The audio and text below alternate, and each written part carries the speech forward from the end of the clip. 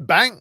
Neevesknives. I'm Jared, and we are live, ladies and gentlemen, live on Neevesknives. How's everybody doing tonight? I got a box of knives in from Mike that I sent to him. We might go through them. I also kind of wanted to talk about the CBN stones that I got. So I've tried them for the first time.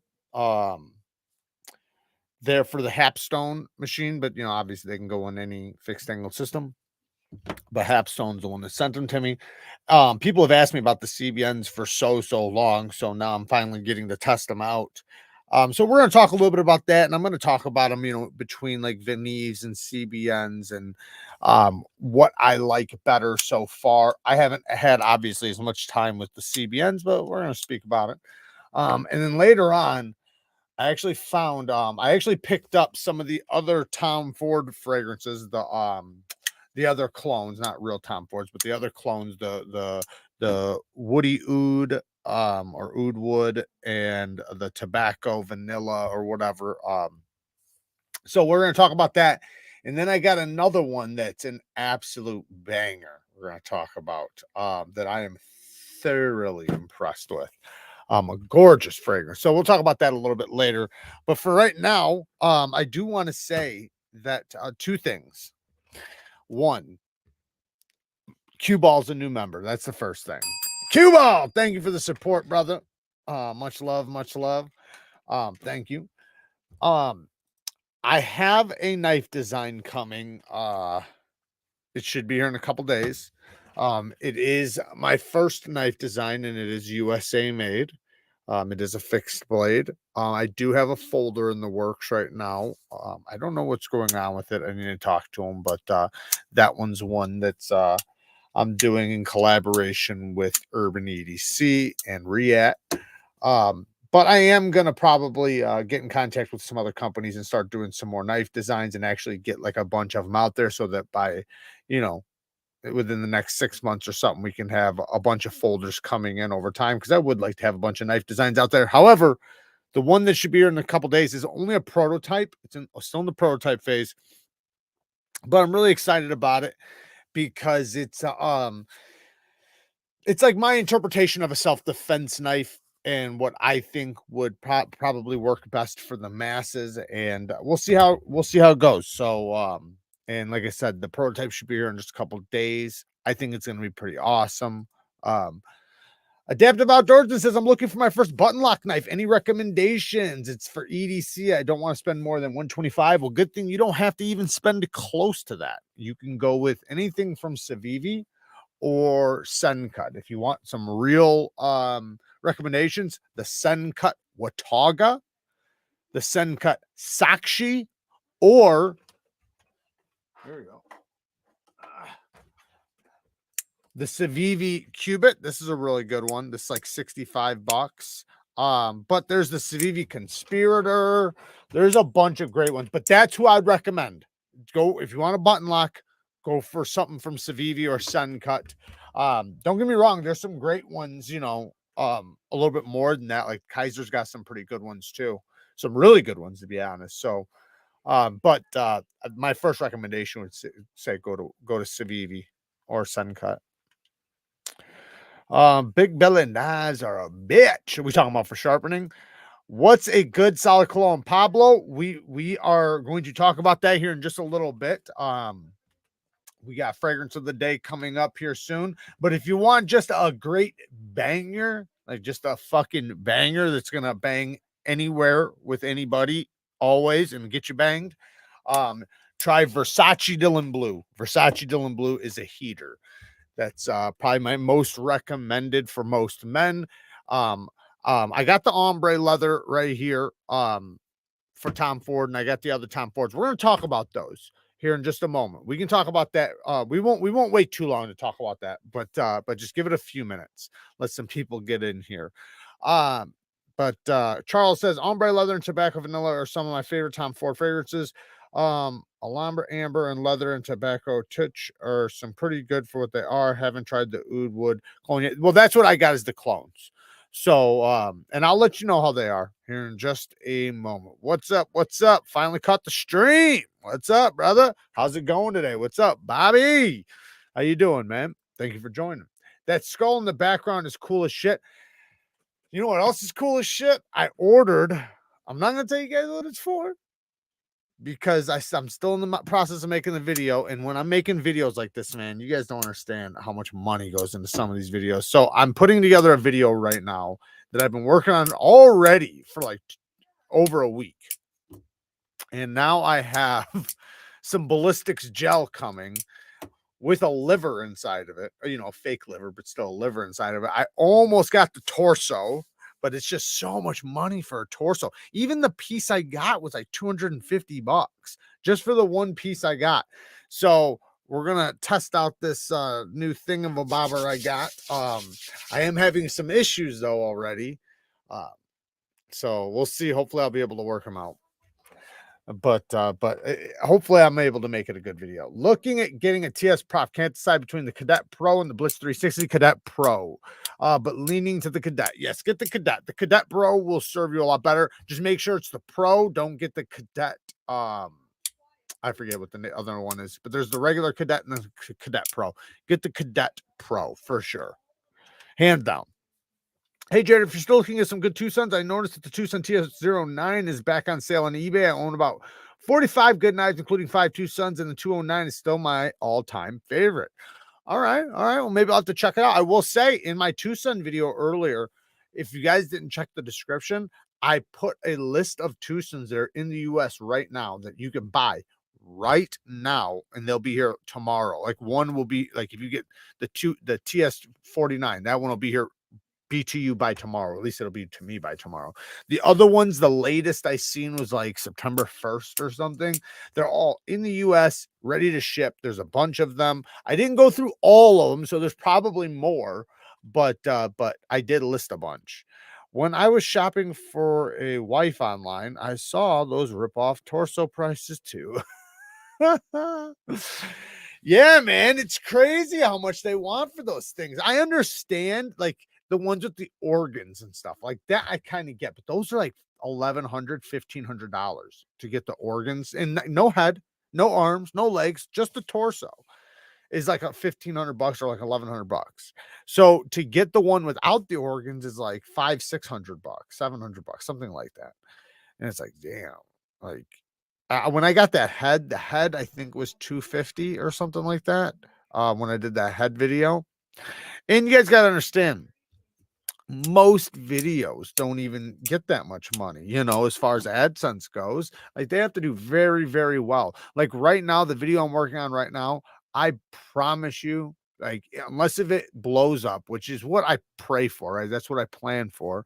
But it's going to be nearly impossible to get the money back out of it. I'm probably into this video already over $1,000, probably $1,500 into this one video. So if I get it back, it's going to be a blessing from God. Like everybody's going to click on it, but we'll see. Maybe I can get you guys to click, and I'm going to try to make it the best video possible. Like I said, I am starting to have some issues though. But we'll see how it goes. Any tips sharpening big belly knives near the tip area? Near the tip, Jared. Work Sharp Pro system, 20 degrees per side. Okay, so you got the Work Sharp Professional system. So you got the big system, right? The system that comes with the little digital angle finder. One thing is consistent strokes. Let me grab. I don't have anything with a big belly right here. I'll just make this work. And I'll use a stone that's not going to hurt anything. Okay, so yeah. So when you're working your knife, try to make sure you're doing full strokes. However, when you get to, I wish I could grab let me grab something with a big belly. I think I have something right here, actually. I thought I had the big belly right here. Oh, here it is. I don't know if this is what you'd consider a big belly, but its name is the big belly. So, okay, so focus. Okay, so when you're going across, you want to make sure your strokes are consistent. So start from the heel. Don't rush because otherwise you'll hit something coming back. Go nice and slow. and drag it and then stop. Make sure you stop here if you're looking this way. Make sure you stop before the tip gets to the center of the stone. Never go past that. That's one thing I can say. But the problem you're probably having is that the geometry is different. So when you have a thinner area right here than it is right here, what tends to happen is this area will sharpen faster. So what you have to do is you have to watch out for that. If it's thicker here, if it's thicker here and thinner here, this is going to sharpen much faster. So what will happen is it'll start turning into a tanto. So what you want to do is you want to work this side right here without going past the belly. Just work that side, work that side, work that side, and then blend it. Like I said, full strokes all the way to the tip, but never let the tip go past the center of the stone. Work this area, then blend it. Every 5 strokes you do, blend with like 20 strokes. You always have to blend everything. So that's what I can say. Now, if it's the opposite way, where it's thicker at the tip and thinner at the heel, then you just got to spend the time. Then it's just time blending it back and forth, back and forth. It's hard to explain exactly unless if I understand your exact problem. Now, if you're having a problem getting to the tip, just let it flow around it, like kind of just let it flow right around it. Oops, sorry, wrong way. Flow right around and don't think about it too much. You're gonna hit it. If there's one area that's not being hit, just keep working at it. It'll get hit. Jared always says, when in doubt, pull even harder through your carbide pulls. Exactly, James K. Exactly. So stroke to the tip of the knife. No, well, stroke to the tip of the knife, but stop at the center of the stone. You never want the tip to go past the center of the stone. Otherwise, it'll round off the tip. And then, like I said, if it's thinner, you got to be careful even going to the tip. You want to do the heel, that area first, and then blend it. Because like I've done it a bunch of times, guys, where like I've even had knives that started turning into a tanto. And sometimes that just happens because like if if the geometry is like that, it kind of can happen. Jared, are you going to do a review on the Indiana Knives EDZ? I don't even know what that is. Don't know what it is. You see my comment about checking out the Dagger Parrot Nester by chance? I'd love to see your thoughts on it. I got the Dagger Parrot. What, the Nester?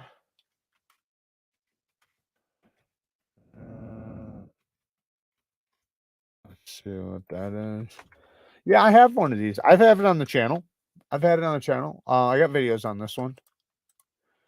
Yes, I do. I already have videos on it. I'm not sure if I have it handy right here, but I think I got it put in a box. But yes, I do have one. I've had it in a bunch of videos.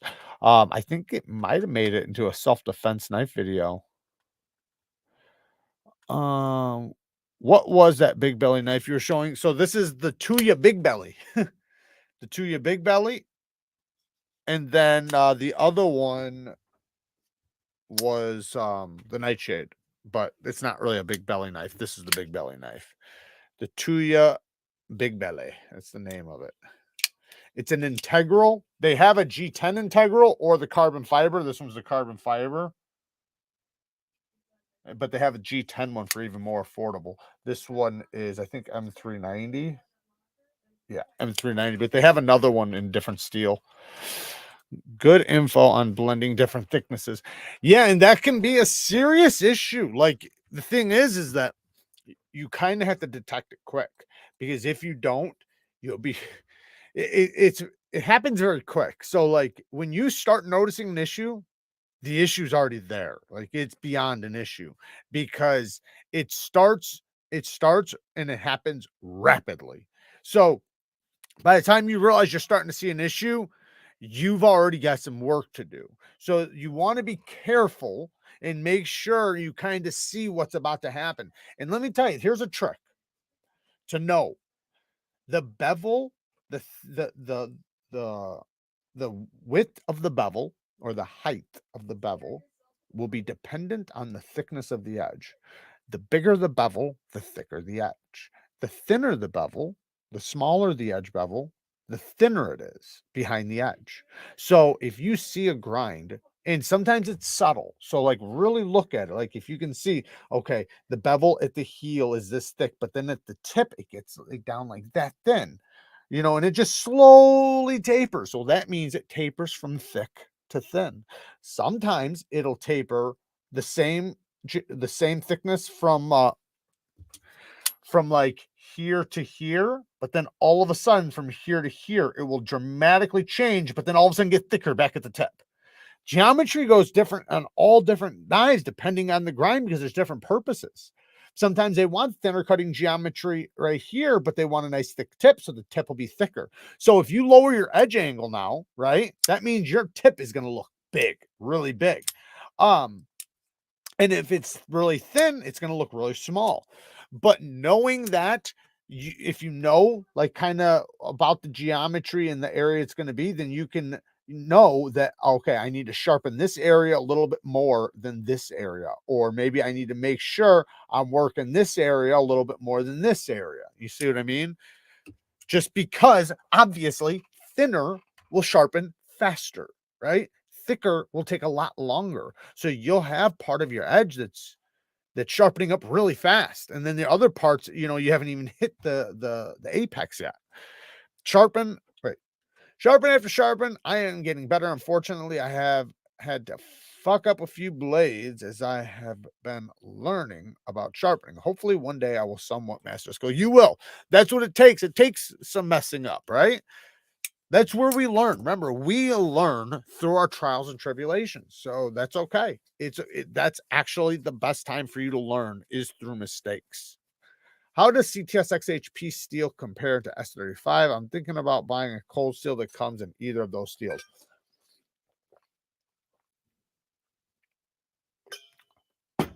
I'd get the CTS XHP if you could from Cold Steel. They do a pretty good job with it. But from my knowledge, I don't even know. Are they still even using CTS XHP? I thought they stopped using it. But as far as the way it compares, I don't really know how much they compare. They have similar edge retention. They're both stainless. CTS XHP is basically like a stainless D2, at least on paper, but it is much different in like sharpening and everything. But XHP can take a really good polished edge if it's heat treated right. If it's heat treated well, it can take a seriously sharp polished edge, while S35 tends to not take that good of a polished edge. Even if it can take it, it tends to not hold it very well. But yeah, I personally would take the CTS. What the hell was that noise? What's up, Ian? Thank you for joining, brother. Long time no see. Where you been? There must be a demon interfering with Jared's audio. What happened? What was it? I sharpened my kitchen and pocket knives at 17 degrees. They seem to dull very quickly. Am I messing up, or would a 20-degree help that? No. So one thing. So hear this out, because there's a difference, right? So the lower the angle, so 17 degrees, edge retention will last better than 20 degrees. Thinner geometry stays sharp longer than thicker geometry. However, it is not as tough. So it's going to be less likely to take impact. It's going to be more likely to chip, most likely to roll, things like that. So depending on what's happening, like if it's just it going dull, then I would say you might have some burnt edge issues. You just need to sharpen it better, or maybe what you're cutting is an abrasive. Maybe you need to strop a little bit more in between sharpenings and keep your edges sharp. Maybe you're not deburring properly, which is usually the case. You might need to work on your deburring processes better, because the way you remove your burr and how well that goes is going to be very dependent on how long your edge lasts. Like when with sharpening, the number one thing I focus on is developing obviously my edge bevel, right? I need my edge bevel on both sides and developing a burr on both sides, but then my burr removal. How well do I remove it? If I remove it too fast, like say in certain steels will be harder than others, for one, to remove the burr, but number two, certain ones, like if you just like snap the burr off like too aggressively, it can leave microchips, or it'll lead to microchips. Like it might not be right away, but it will lead to it. So you want to make sure you're fatiguing your burr and removing it right. But no, I would say 17 degrees usually is a little bit high for kitchen knives. I would go 15 degrees for your kitchen knives, unless it depends, man. It just depends. Like if it's really, really thin, 20 degrees will be fine. 17 degrees will be fine on a kitchen knife. But on your pocket knives, I would say 17 degrees would be a little bit better. But it depends on the pocket knife. Right? Depends on the pocket knife, because some pocket knives I would say 20 degrees, some I'd say 15 degrees. So it just depends. Can we watch Best Damn EDC's new video? I want to see you cringe. Maybe in a little bit. Why? What did he do? I haven't seen it yet. Is that the Nightshade with LMAX? This one, no, this one's not. I do have that one. This one's the 154 CM. I do have that other one though. Tell you what, Artisan's got some bangers coming really soon. I can't show you guys, but I'm just giving you guys a heads up. Bangers on I think the 8th, and they're pretty badass. I gotta say, they're pretty badass. I'm pretty sure I got to test one out at Blade Show, but it was just a prototype, and yeah, they're pretty nasty. I suggested Taylor to do a Zahn next. How do I get hammered finish Borka? Secondary market's the only place I know. What's the cheapest / non-crappy way to get a hold of something with magnet cut? Okay, so it depends on what you mean by crappy. Okay, so Kershaw has some magnet cut, and then Hogue. I'd say go the Hogue Deca right now they're running at 63 to 64. You can get it for like $140. Bang. So right there, the Hogue Deca in magnet cut. That'll probably be your best bet. Kershaw, you can get it for really cheap. They have the Kershaw Leak and the Kershaw Launch 15 in magnet cut, but they run it softer. They're running it 60-61, I think, or 61-62, one of the two. But Hogue is running it good, 63-64. So they were running it 61-62, but now they're running it 63-64. So sometimes their site says like between like 62 and 64 or something like that, but they're running a 63-64. There's one of my boyfriend. Kyle's your boyfriend? Dude, my friend found a Rat Works MRX in a parking lot. Do you have any idea why it's so expensive? I don't even know what that is. The Rat. Let me just look it up. Rat Works MRX. Rat Works.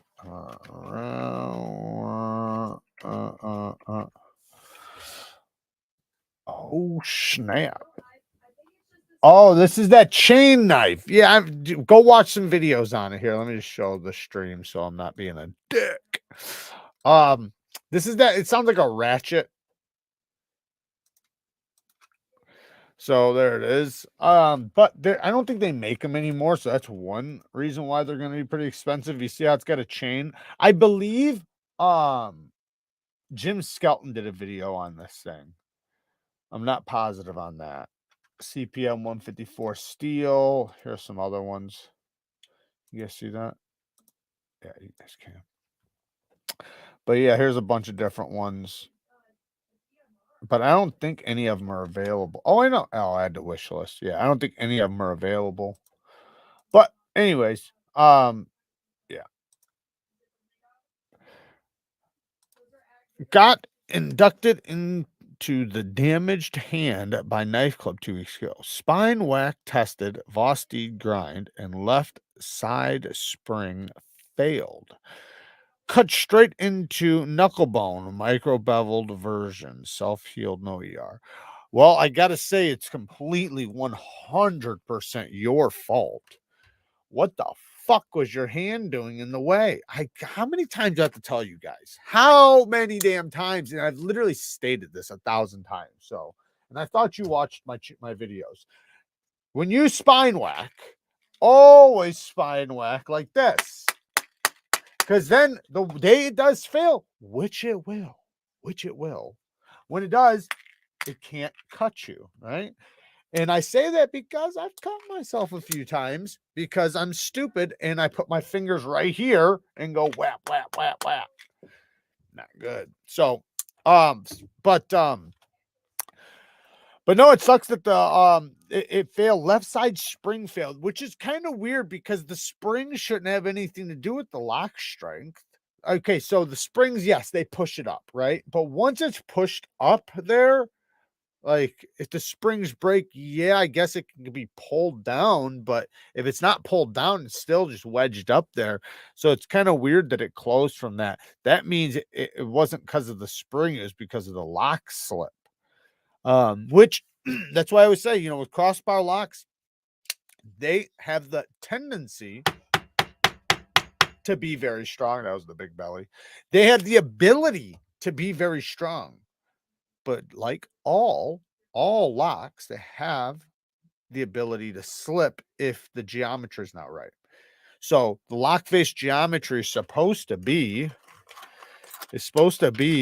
a bar behind a flat surface, just like that. So there's no way for this bar to slip, right? Because it just hits like that, right? So in order to fail it, it has to snap that bar, right? But some of them are like down here and it's rounded and they're at like an edge. So it's like that, like that. And then so all it takes is some pressure and it slips. So you got to watch out for some of those. That was what happened with that one, that Chris, or not Chris, that sickle I had. Migaron is doing an Access Lock / micarta version of the Moyarl. They also have another knife that I'm really excited about. I can't wait till it gets here. I had a lot of wire edge burr problems until I started watching your vids. Yeah, you know, and I've been through it too. Like I've been through it before I ever even got a chance to even talk about it with anybody. I went through some issues and there was no videos for me to watch. Like there were some, and I did watch them, but none of them went into the depths of the sea that I was experiencing that I needed to know. So then what do you think? You think it's you, right? If you can't find information on it, it leads back to you, and it's like, well, nobody else is having this issue. They're not talking about it. It's not that they're not having the issue, it's that they don't feel like going down that rabbit hole because it can get difficult. It can get difficult to explain, difficult to show, you know, so it becomes hard. And that's why, like, when I do my sharpening videos or a lot of my sharpening videos, I really go in deep. I try to get all the way down to the microscopic level so your brain can comprehend what's happening, which is not easy to do. And I have to think about it from my perspective when I used to watch knife sharpening. Is I'll tell you what, man, I used to watch knife sharpening and was so confused. So confused. And I was wanting to know everything, like, well, how much pressure? Like, how are you holding your fingers? You know, how do you know it's the angle? Like, just so many little things. And you know, I try to answer those things. I'm surprised Seems Logical isn't here. He's one of Jared's shooters. Yes, he is. But maybe he has some life issues. Some things happen. I just sharpened one of my knives for like a half hour on the precision adjust, and I couldn't even cut a sheet of paper. Well, with the precision adjust, you got to understand that that's a half-inch stone. That's a half inch by 4 inch stone. So it's going to take you probably twice to 3 times as long as it'll take somebody with a 1 by 6 inch stone. So it's going to take you a long time on those systems. You know, the smaller the stone, the longer it's going to take. So And those diamonds aren't very abrasive. Like, they're not as abrasive as they could possibly be. That's why I always recommend, when you have that system, maybe you already got it, get the attachment, right? Get the stone holder attachment, which maybe you did. And if you did, then you should have got some Atoma plates. That'll sharpen it up quicker, a lot quicker. But make sure you get your bevel set on one side before you fuck with the other side. Your bevel set from heel to tip, from the top of the bevel all the way down to the apex. And when you see your scratch pattern hit the apex, then you'll know you're developing a burr. Do you offer any classes? Well, I have my the memberships. So down in the description, it's I have a membership you can sign up to, and we do 2 lives a month. I am going to start posting videos on there, but we normally do 2 lives a month. Tomorrow, technically, or not tomorrow, sorry. This weekend technically is supposed to be a members live, but I already canceled it though. So just another reminder, this weekend's lives are canceled. I have some family stuff I have to do. So I'm gonna make up for it the week after. So and it sucks because we just got dropped like 90 new members, and but what can I do? It's a family thing. So never catch these when they're actually live. Hello all. What's up, crazy? Appreciate you joining. Sean says, what is the best angle to put on a Deca in MagnaCut?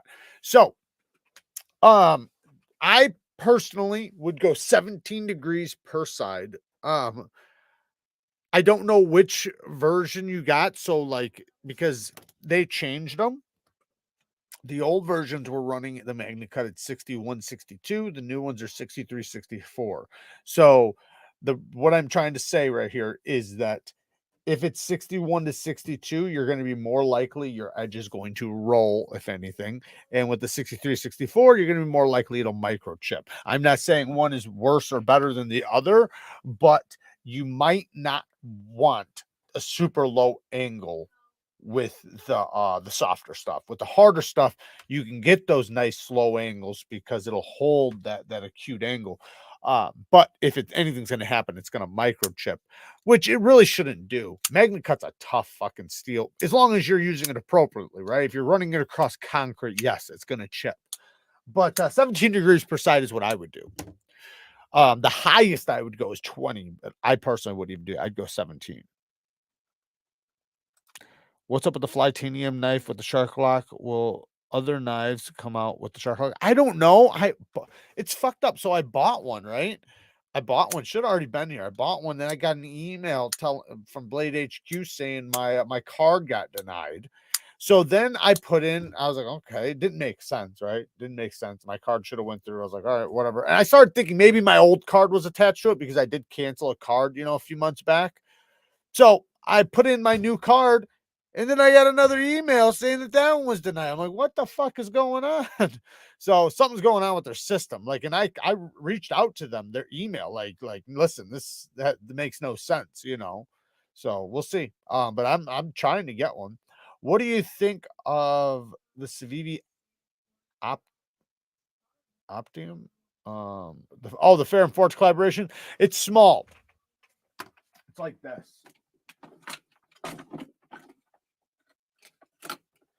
This isn't it, but it's very similar to this. So it's basically the same size as this. So it's a little knife you can choke up, but it's a small little compact knife.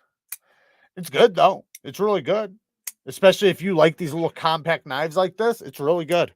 They do a good job. Fair and Forge designs are really good. They're one of my favorite designers.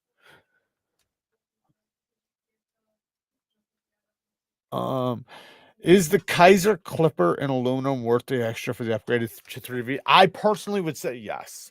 And the reason why is because the aluminum just makes that knife feel premium. So when I have both, right? I have the micarta one and the aluminum one, and hands down, without the steel, not even talking about the steel, I like the aluminum one way, way better. I even heard Kevin saying the same thing, that like he didn't even like the micarta one, but he likes the aluminum one.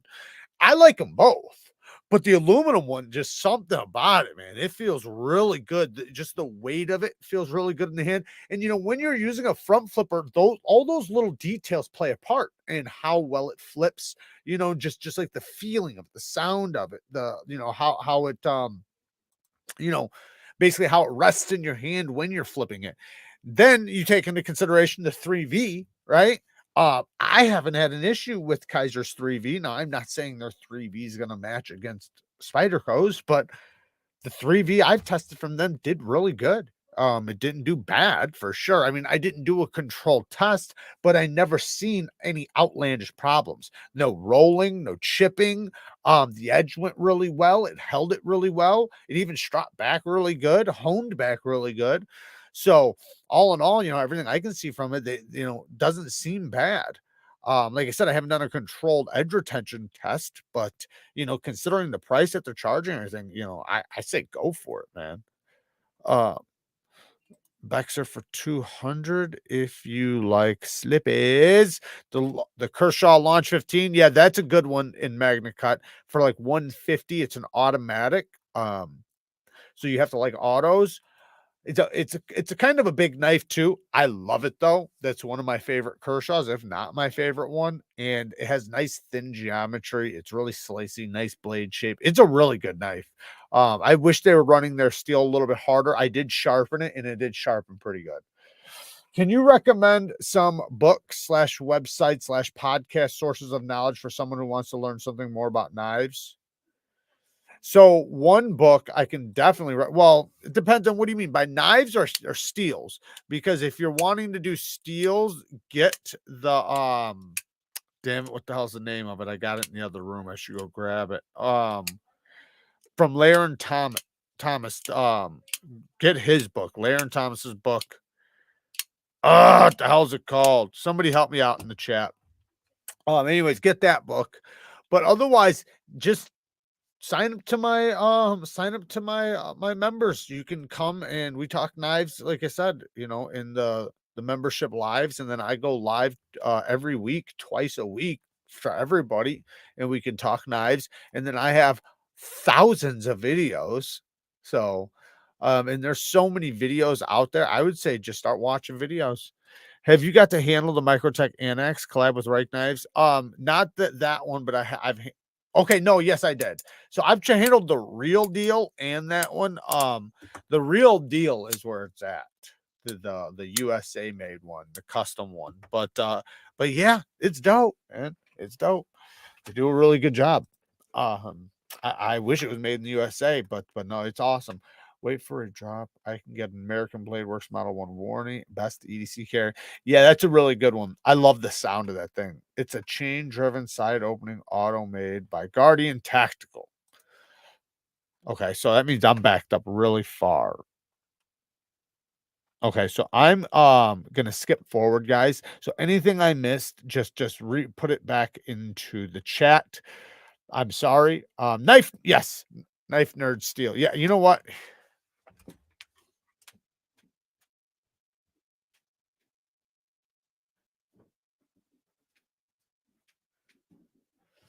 But this is specifically about heat treatments and things like that. Blade geometry, heat treatments. You can see it right there.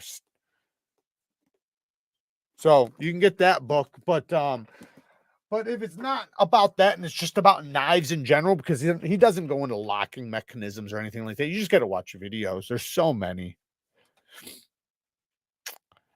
I bet you do have it. You definitely should have it. Is the Maverick worth the money? It looks super nice, USA made. Watch my full review. So I have a full review on it. If you're gonna get it, get the titanium one.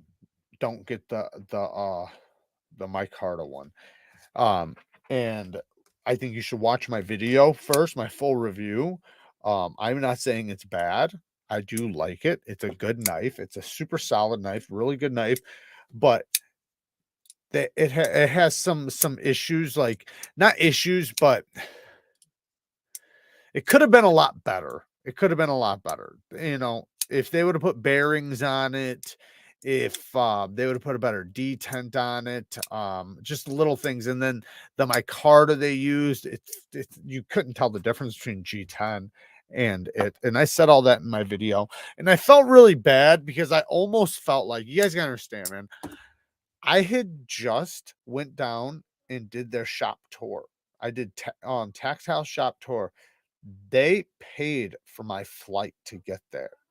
Okay, so I went there, and I went to the show too. So I went to Blade Show, Texas, and I went and filmed at Tactile's factory while they paid for my flight. I paid for my hotel and everything like that, so they didn't pay for anything else. They did get me into the show early and stuff like that. Then I go home with one of their knives, and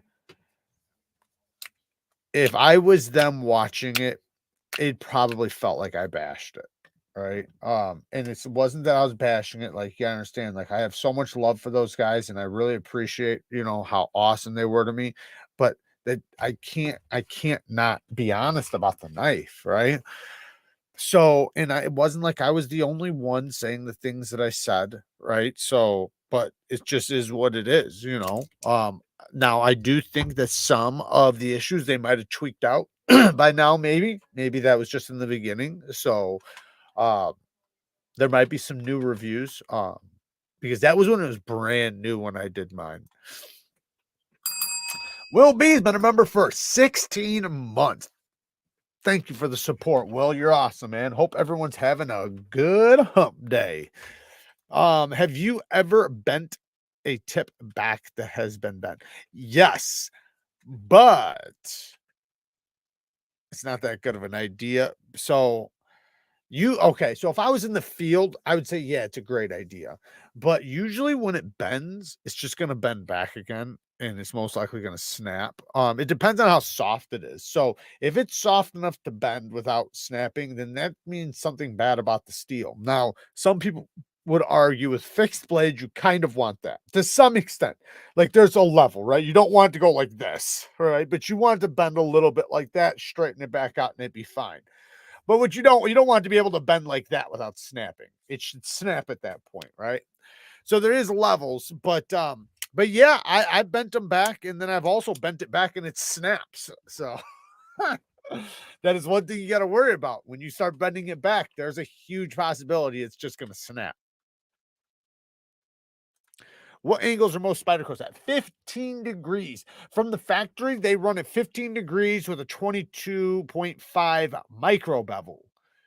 Well, not on all, right? So we're saying most, right? Most of theirs are run like the PM2s, the PM2s, the pair of threes, the I guess you could even say the stretches. There's a bunch of them. They do them at 15 degrees per side with a 22-degree micro bevel, 22.5-degree micro bevel. Personally, for me, I do them all at 15 degrees per side. That's what I do them at. There is some of them that are 17 degrees. We talk about the Flytanium Arcade yet. We did for a moment. I'm still waiting for mine. So it's hard for me to talk about it when I don't fucking have it yet. Would you rather have Metal Complex replace his hinders with open L's, or have Nick Shabazz replace his small knives with big knives? That's a good one. That's funny. Oh, man. I don't know. Probably Nick Shabazz. No, I don't know. Question: what's your recommendation for Magna Cut on my ProTech PT? Currently running 800 grit, 20 degrees. So I personally would go 17 degrees on that one. So, okay. They're running their Magna Cut at an optimal range, 63 to 64. When I bought my PT, I bought it from the man himself at Blade Show, from the owner of the company, of ProTech, and he sold it right to me. And I asked him, what's the HRC? He told me 63 or 64. That's what he told me. So I know their earlier stuff, they were running a little softer, but all this year, it's all been, or like since like a couple months into 2023, they've been running at 63, 64. So considering they're running it a good optimal range, it's a tough steel already. It's a super tough steel. So it has the ability to hold true to a lower angle. Now, if you're aggressive with your edge, if you hit abrasive things that chip your edge or staples, things like that, then go 20 degrees because you're going to want a little bit of toughness. But if you're not worried about toughness, if toughness isn't a factor and you just cut normal fucking things, I'd go 17 degrees per side. And then as far as grit, technically you can take magnet cut all the way up to a mirror polish. I've had a lot of great magnet cut at a mirror polish. Shit, I got one of my Protects right now with a mirror. Look at this thing. Fucking screaming. This is 15 degrees per side. Let me see if, ooh, that fucker's sharp. Ooh, I think it's dangerous.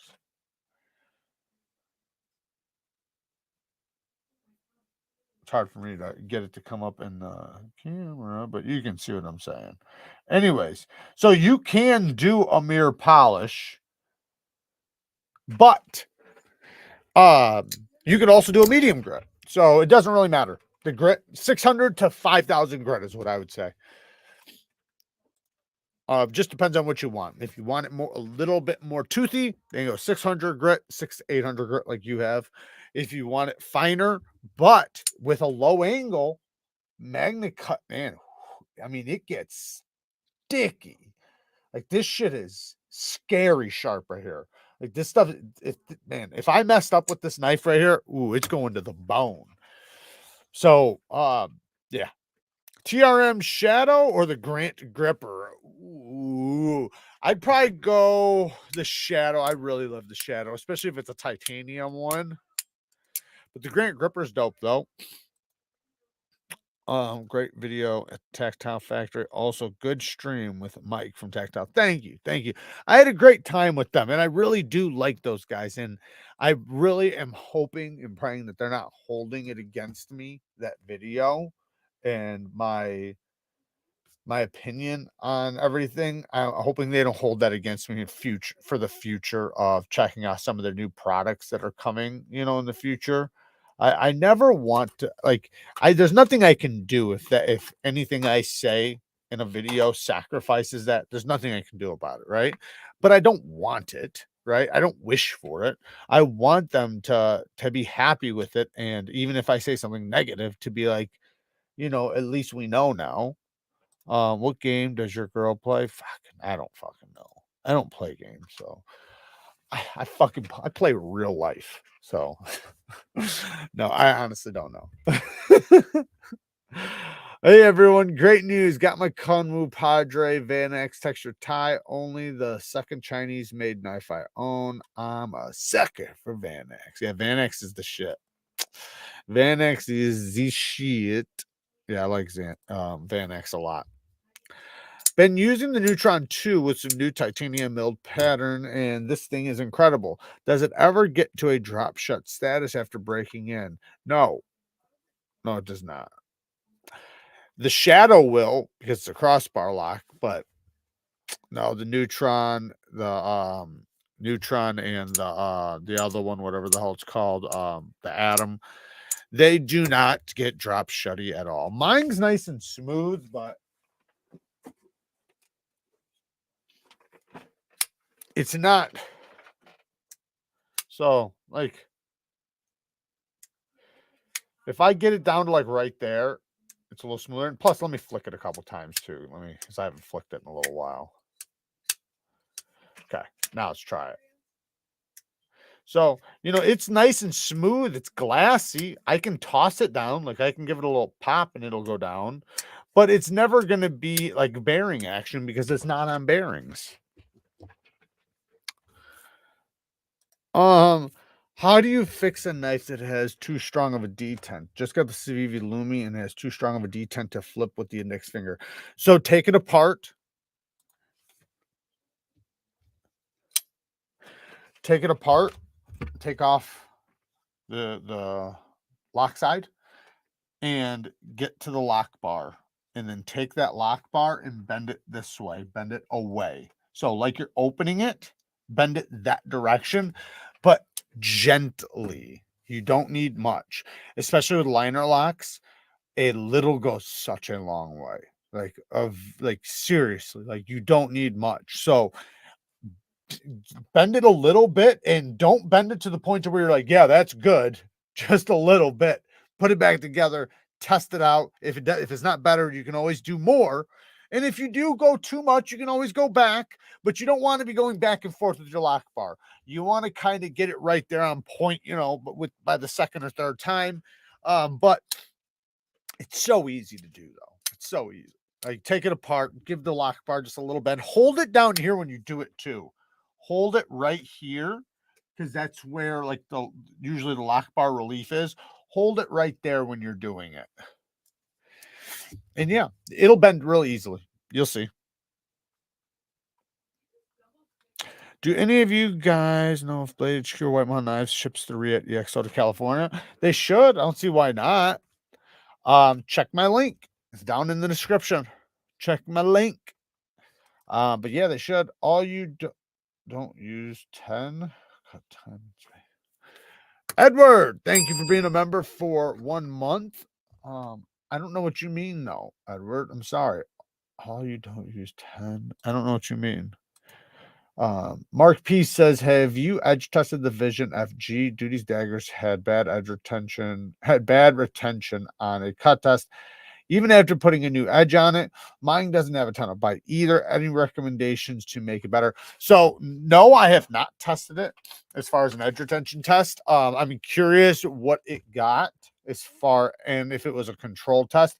I'm not saying Duty daggers did anything bad. I didn't see it, but if it was a controlled test, I'm curious what the numbers were, because theoretically it should be about between 2 and 250 feet of cardboard, or 200 to 250, maybe even 270, about 2 to 250 for rope cutting at 10 millimeters. That's around what it should be. Geometry plays a part. There's lots of factors, right? But yeah, it could be a dud. It could be a burnt edge, and it just needs to be sharpened more. They're like, dude, I've had some. You guys probably remember some of the experiences I've had where I've had to sharpen a knife like 10 times before I got into good steel. But it was obvious with the one I'm talking about in my head right now. It was so obvious when I hit good steel. Like, it was that bad. It was really bad, which I doubt Civivi did one that bad. But they're all subject to lemons. I mean, it's large batch production, but usually they do a good job with their Nitro V and 14C.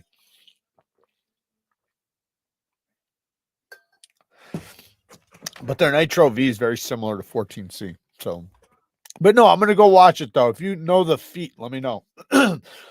If you did cardboard. Would you recommend the Manix 2 in 2023? Yes, I would. If not, what is newer? Nothing. Nothing's going to replace it. The Manix 2 is what you want. If you want some other suggestions, the Para 2, PM2, Hogue Decker with scales. You got to get the scales though. The bailout, the stretching K390. If you like backlocks, if you don't like backlocks, the Manix 2 is where it's at though.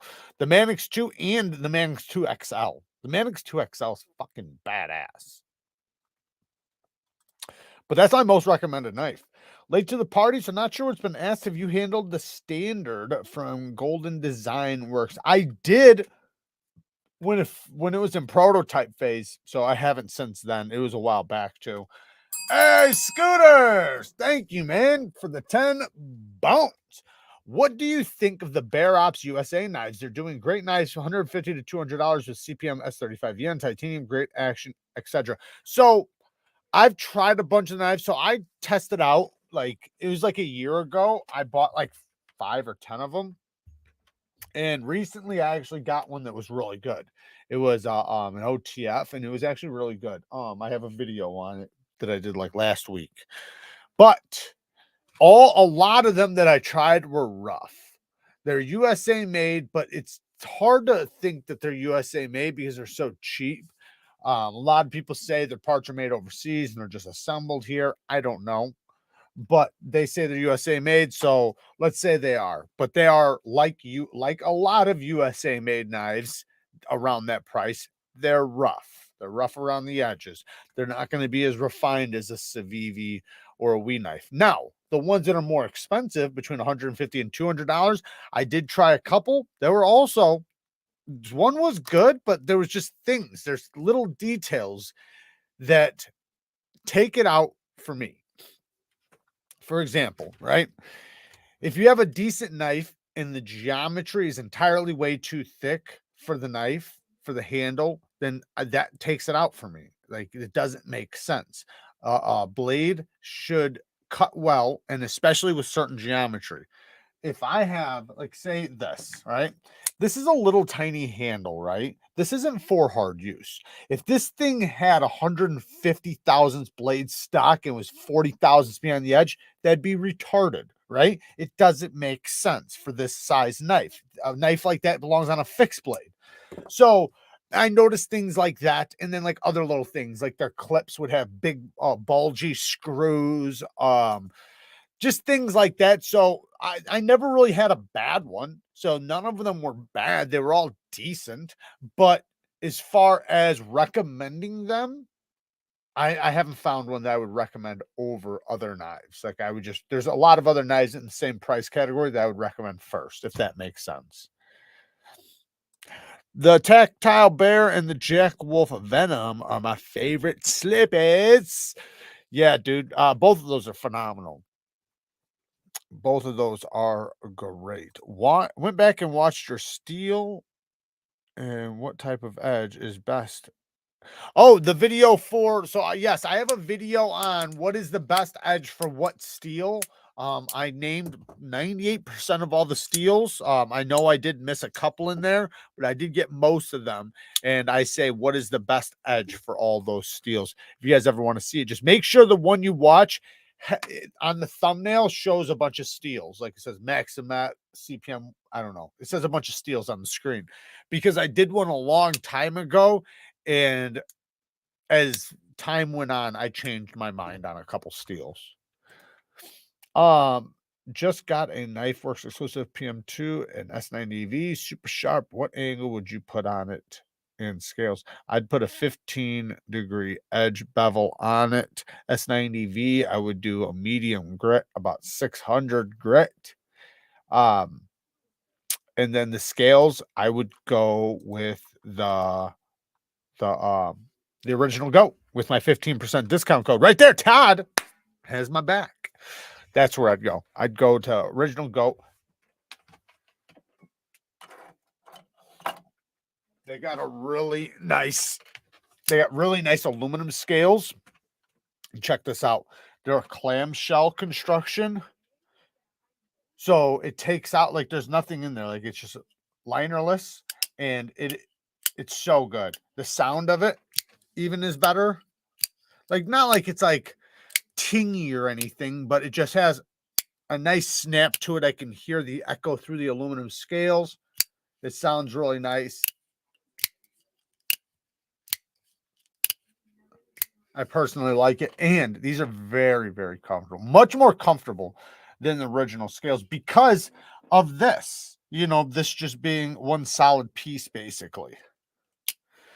Two pieces, but you know what I mean. Okay, so I want to talk about these stones. So we do got to get the fragrance of the day too. So let me get to these super chats. Shepherd 214 with the 5 bones. Hey man, can you check out the Kubi Bravo 1KU 319 318 lots? It's a beefier concept Helix Williamson design. Are underrated. I feel like I think I got one of those.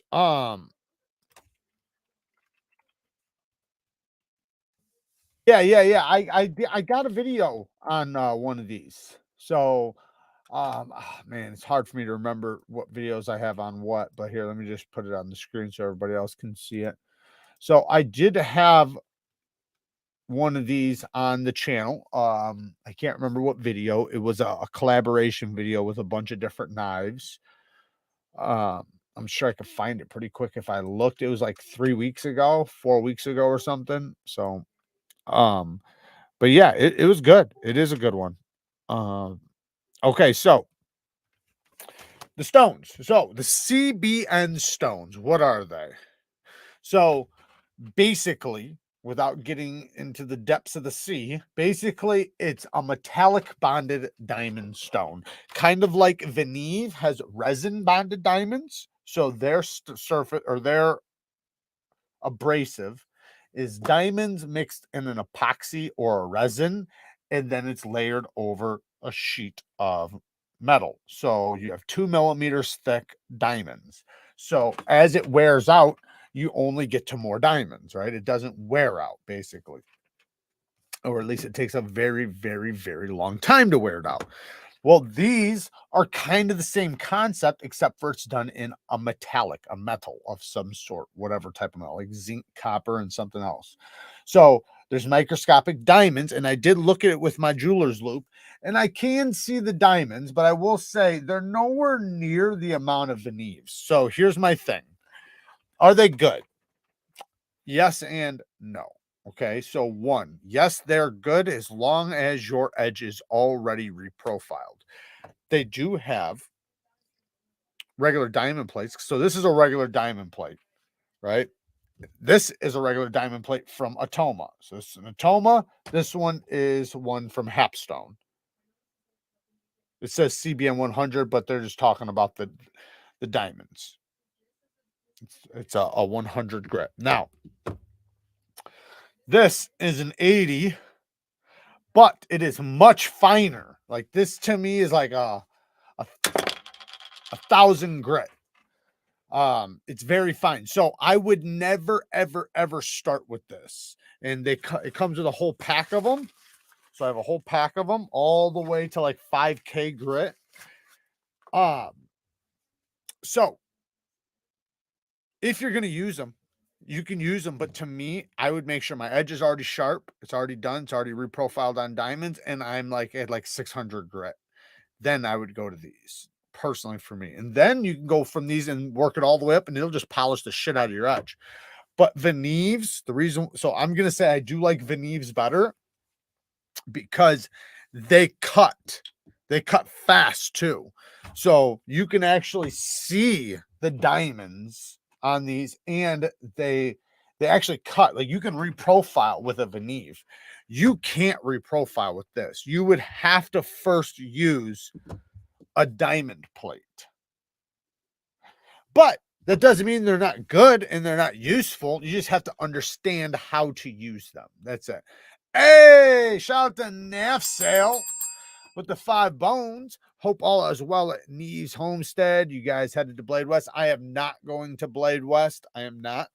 But shout out to NAF Sale. If you guys have any knives you guys ever want to sell, there's the man right there. You can check out nafsale.com. You can buy and sell your knives there. So if you have knives you want to sell or maybe you want to buy, they also have brand new knives. So it's not, I don't know why I'm putting in gum. That's not appropriate. But yeah, they have brand new knives and used knives. So you can get some knives that are still brand new in the box. They've only been, fidgeted with, and then, somebody sells it. Check it out. They definitely have everything, in the description of the knife so you can see what kind of wear it has. And yeah, and like I said, you can sell your shit there too. And you can sell other shit too, not, just your knives. You can sell knife sharpeners, and stuff like that. Kyle says, Jared, the Poltava CBN diamonds are totally different, cut like Atoma or even better. Really? Okay, well, I haven't tried those. So I can only speak on these. These are the ones that are from Hapstone. But like I said, though, I've only just began using them, so we're going to see. But from my experience right now, the coarsest one I have, aside from the actual diamond plate, the coarsest one I have is not very coarse. Like I said, to me, it's like 1,000. Even when I first felt it, I was like, "Whew, that feels very fine." I'm in California, and when I was on Blade HQ, it told me at checkout that it was a restricted item, like if it was an auto. Huh. Well, then what you got to do is you got to get a friend in Texas to order it and then ship it to you. That's what everybody else does.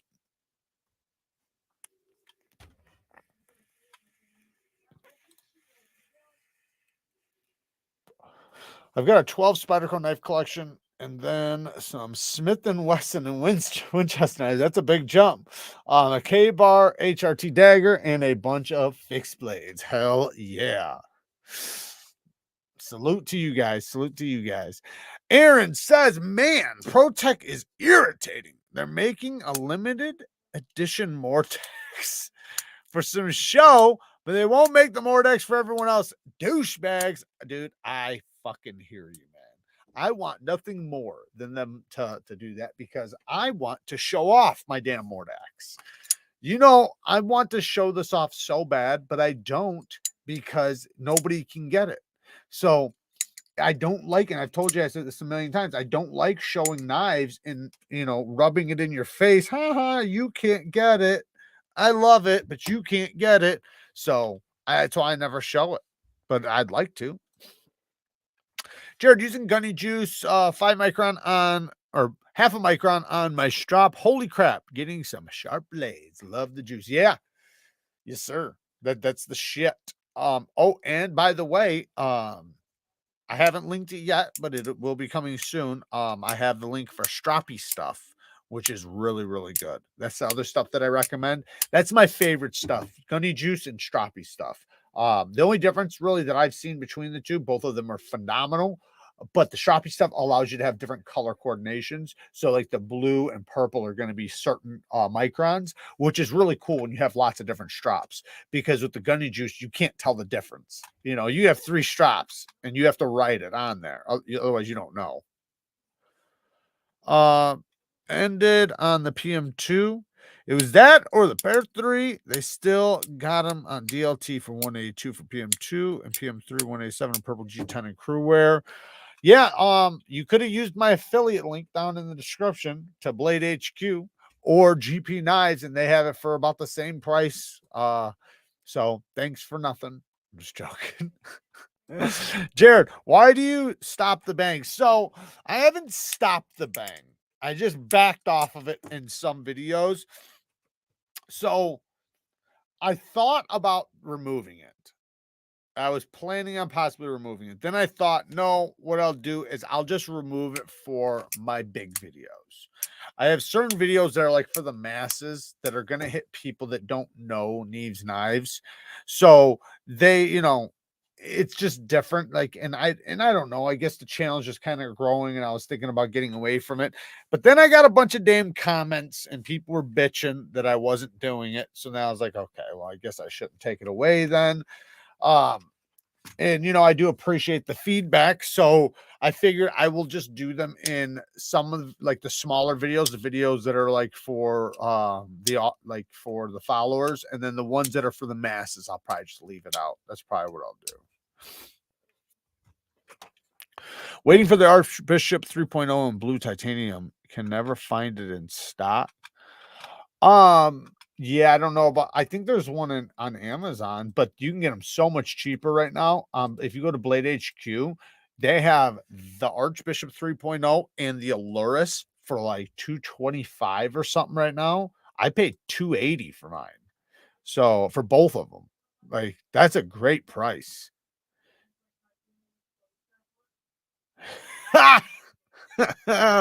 Let's be clear.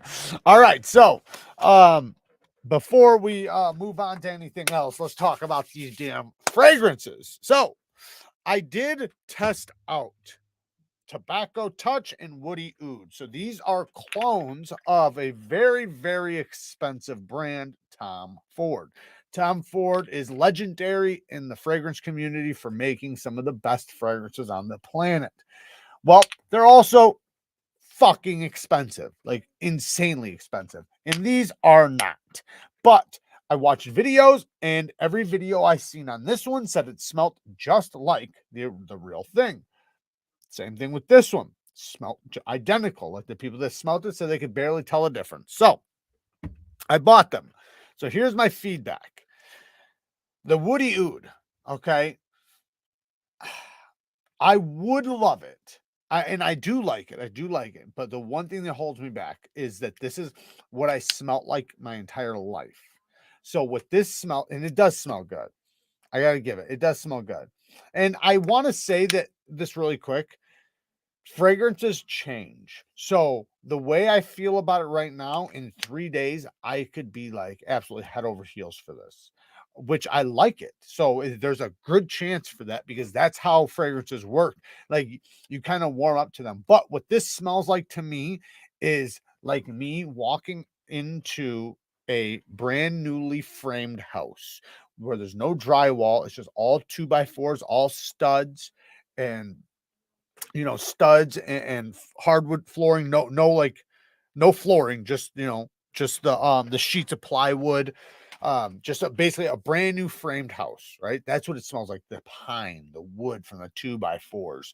That's what it smells like. Or another example, if you guys have never walked onto one of those, Home Depot's wood section. When you walk into their wood section, how it smells, that's what it smells like. It smells just like that to me, which is a good scent. And feminine women really like that scent. So this is a sexy masculine scent for most guys. For me, though, I smelt like this for 30 fucking years, probably 25 years.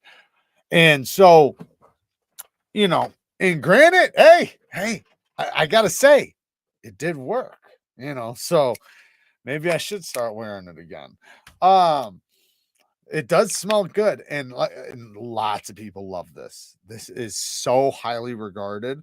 So, it does say something. And like I said, it did work. The next one, Tobacco Touch. Now, this one, I'm not a fan of it pretty much whatsoever. It's supposed to be like the Tobacco Vanilla from Tom Ford. It's just way too spicy. It's spicy tobacco. And literally, if it had less spicy, more tobacco, I'd love it. But it's too much cinnamon, too much something in there that it's off-putting to me. It's not, it's almost like Christmas on steroids. Like there's too much cinnamon. The tobacco is beautiful. I love the tobacco. I love tobacco fragrances, but this one just that cinnamon and spice on top of the tobacco. It's just think about it. It's like tobacco with spices on top of it, and then cinnamon. It's just too much for me. So I personally am not a fan of it, but I can see why people love it. Like a lot of people do like this. And I can see why, it's just personally not for me. I have so many other tobacco fragrances that I would put over this one. That's kind of why. But I fucked up and I bought 2 of them. So I'm going to have to give one of these away. Now, the one I do love the most out of them is the amber and leather, which would be the ombre leather, the Tom Ford ombre leather. That's what it smells like. But the amber and leather is the clone of it. This stuff is fucking beautiful. I love this stuff. Sweet leather, very leathery, like strong leather, a little bit of powderiness, but the sweetness, like over time, like it like when you first spray it on, you really get a douse of that leather, but then as time goes on, the dry down, this stuff only gets better and better and better as the day goes by. That's the way this stuff is. It is a gorgeous scent, beautiful scent. Like I said, the sweetness, it's almost like a candy sweetness on top of leather. That's just beautiful. Very masculine at the same time, playful in a way. So yeah, fucking good shit right here. Now, the next one, this is the star of the show today. This is the one I've been excited to tell you guys about. So it's another clone, right? And it's a clone of Xerjoff 16 something. The point is that stuff is insane in the fragrance community. People fucking go nuts over it. So I was like, okay, is there a clone of it? Well, then I found an exact clone of it that people say is identical. That's what they say. And it's Alexandria 1981X. And I'll tell you what.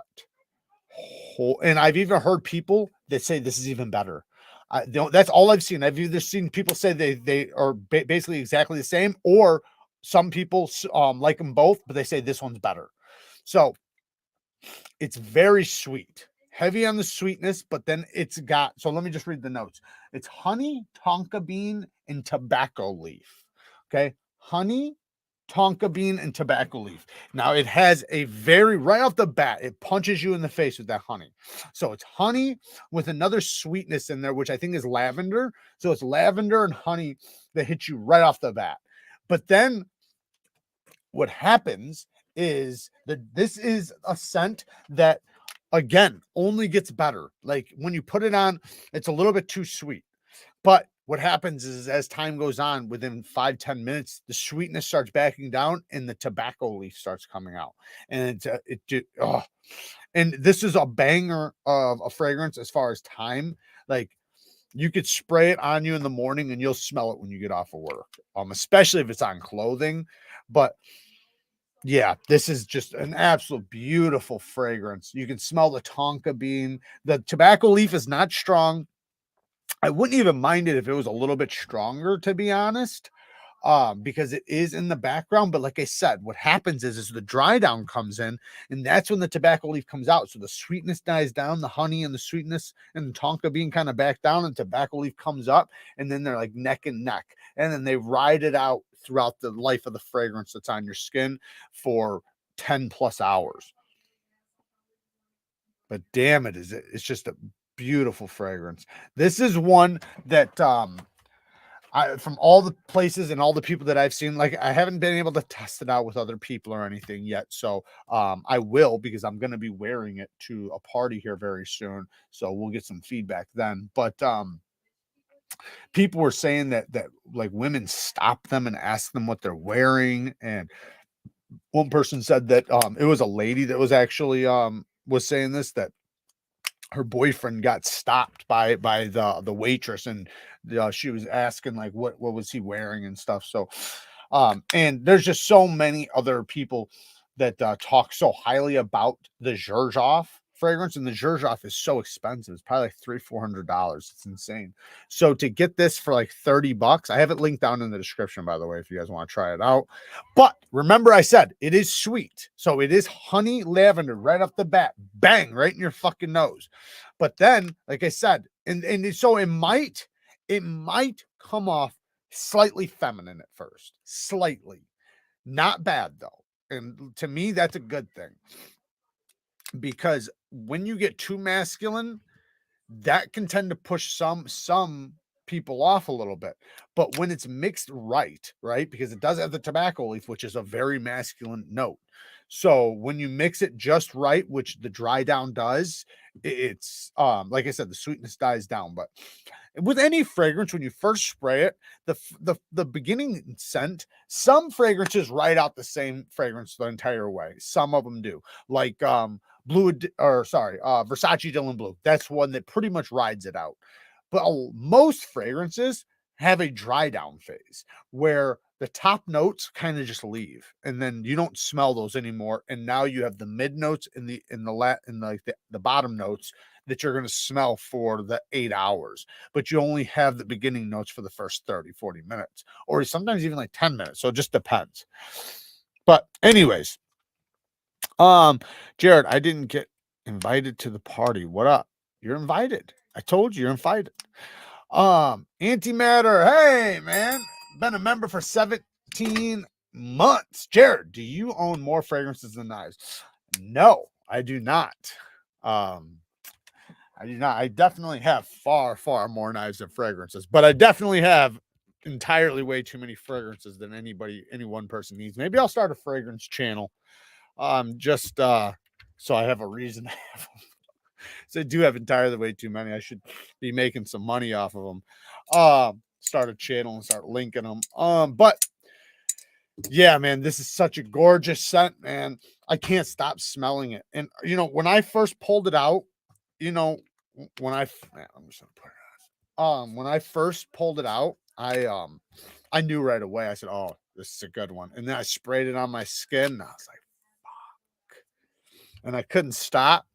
So I just kept going for it. I liked it so much that I had to start watching more videos on it. I've been dealing with Jay for a minute now on the sharpening, and he's a beast. Thank you very much, Monkey. I appreciate it, man. Jared, shipping you 5 or 6 frags probably Tuesday. Yeah, I'm gonna probably ship you. I don't know if you already have it or not, but maybe I'll ship you this one since I have the extra.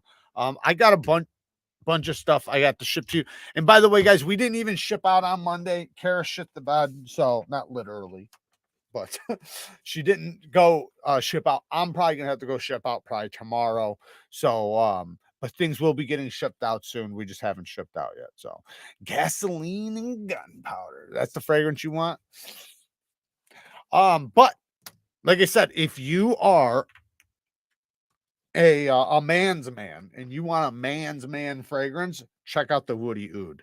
This is really good. Like I said, it reminds me so much of my entire life as far as the job site, because it literally, that's exactly what it smells like to me. Like I'm literally right now, my brain is 20 years old, walking into a house that I've been working on for a week, and it's the morning, and it was framed. We framed it yesterday, so now overnight the scent of the wood is just like inside the house, because the house is built now.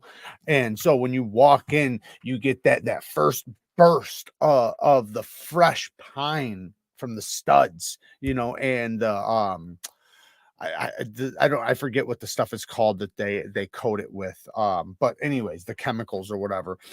But that's what it smells like. Or like I said, walking into Home Depot's wood section. That's what it smells like. And it's damn good. It does smell good. And like I said, a lot of girls will probably like this one. A lot of girls will probably like it. I heard of some girls wearing it. Now that's fucking stupid. I'm not, don't get me wrong. It's not stupid, but to me, I would not find a girl smelling like this very attractive. Like to me, this is not a girl scent. This is totally a man scent. Way too masculine. But I heard of a couple girls that I was watching reviews on this, and they wear it. And I was like, damn, you're crazy. The one is a lesbian, so it kind of makes sense. But the I don't know, maybe they both are. But yeah, to me that's a little bit too masculine. But hey, maybe it's because, like I said, they're picking up girls too. So kind of makes sense, right? Kind of makes sense. And the one girl did say, she said that she picked up a girl and she was wearing this, and she said the girl was like laying on her chest or something like that, and would not stop sniffing her, and was like just kept talking about it. So that says something. How's the plunge grind though? What was the fragrance Jared couldn't stop smelling today? This one, it's linked down in the description. It's linked down in the description. There's a lot of them though. The other one was amber and leather. This one's also linked down in the description. So these are my two favorites for today. Both of these are absolute fucking bangers. This one is a leathery sweetness. This one is super sweet tobacco, but the tobacco is mild until the dry down. You don't even smell the tobacco until the dry down. Mostly just honey, tonka bean, and lavender, but the tobacco leaf does come out in the dry down. This one, strong leather, semi-sweet, but the sweetness comes out as time goes on. Comes out more and more. And they're both really fucking good. Find us a scent that can make us smell like a fucking sexual Tyrannosaurus Rex, like Jesse Ventura. I'm sure they got that. I actually have I'm probably gonna get some more of the replica fragrances. The ones that are memories in a bottle, because the two I have I really like. So I watched a video on all of them, and there was only a few that really sound appealing to me, because some of them just don't sound that good. Like one's like a sailboat, right? So the scent of what it's like being on a sailboat, I don't know if I want to smell like that. One was like a walk on the beach or something. I don't know if I want to smell like that, because these are actual, like where they take that actual thing and take the scent and put it in a bottle. So it's actually going to smell like what it says. And judging by the barber shop and jazz club, which jazz club is one of my all-time favorite fragrances at this point. Super good tobacco fragrance. That one's, oh man, it's so good. Jazz club is the shit. I ain't got time to bleed. I finally got to ordering a Vision FG and I'm so excited. Hell yeah. Very cool. Yeah, I'm sure you'll love it, man. Check out your Instagram and see what you're working with. DM you there. DM me. I try to get to all the requests. I do get a lot of them. Anybody requesting for knife sharpening, my books are closed. So I have skipped a few of those because I get so many of them a day, and it's difficult for me to sit there and write, a nice message every 10 minutes.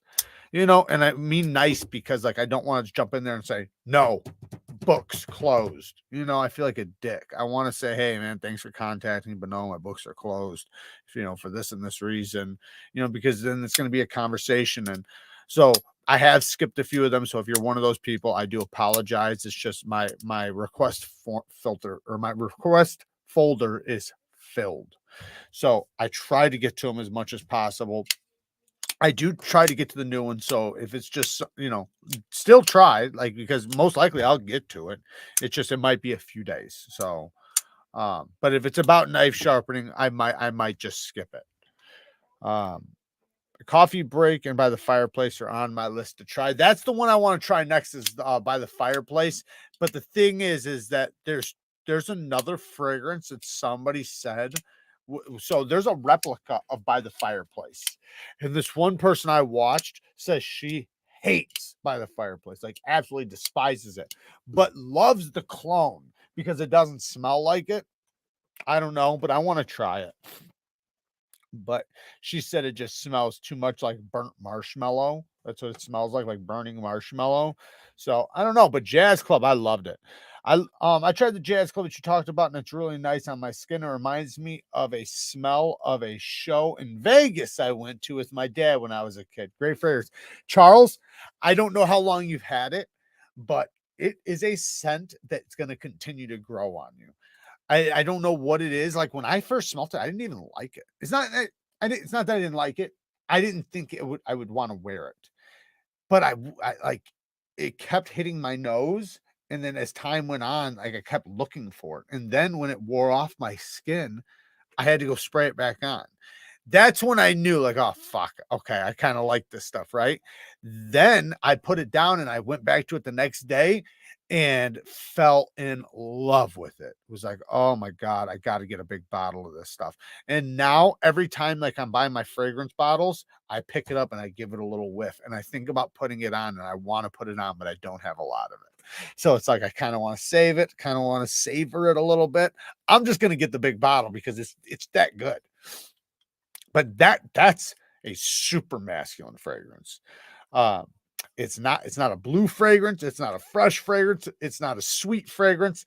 It is a damn masculine fragrance, but in a good way. Smells like boozy cigars, not like smoking cigars, but like the tobacco leaf in the cigar, a little bit of wood, a little bit of leather in there. That's what it smells like. It smells so fucking good.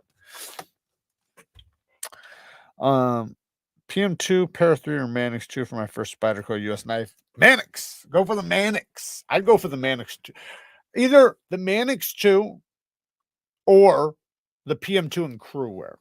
That's what I would go with. Either one of those two. The Spyderco Mannix 2 and S30V with G10.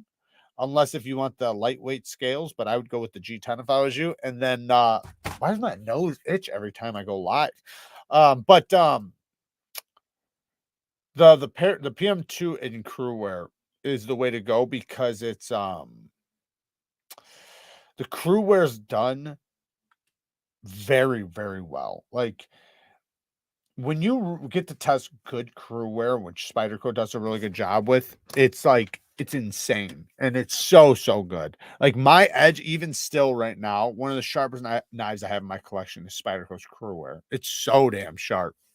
I went to I went to a concert where there was spicy pot in the air, and Sarah? And Sarah smelled sweet popcorn. What? I went to a concert where there was spicy pot in the air, and Sarah smelled sweet popcorn in the air. Okay. Sweet popcorn and pot in the air. I have tried a couple of cannabis fragrances. One was actually not too bad. The jazz club sample you sent me, I let my dad try and he used it all up. Yeah, I mean, it's hard not to. I would have used that up really quick too. Because it wasn't that much in there. Somebody was talking about it. I forget who it was, but the Terra, oh man, I can't pronounce it. Terra de Hermes. Uh, I did pull that out. Oh, Bone sent me a sample of this. It's like a citrusy orange scent. It's pretty decent. It's not really my style. It smells a little soapy to me, but it's good. I mean, it's a good fragrance. Like nobody would ever. I don't think anybody would say it was bad. It smells good. It's got like a an orange opening with a little bit of citrus and like fresh soapiness. It's pretty good. Somebody else was talking about it last week and said that that was their banger. Um, Brute has been around forever. Remember the 80s commercials about it and their jingle they had. What do you think of Bulgari Aqua? I don't know. I haven't tried that one. I don't think. Wait, hold on a second. Let me just look it up.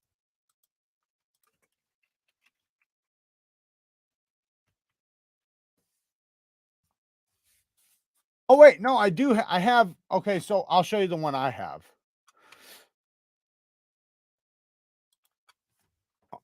So I do have one. I have this one. And I like it. It smells like, I'll tell you what it smells like. Give me just one second.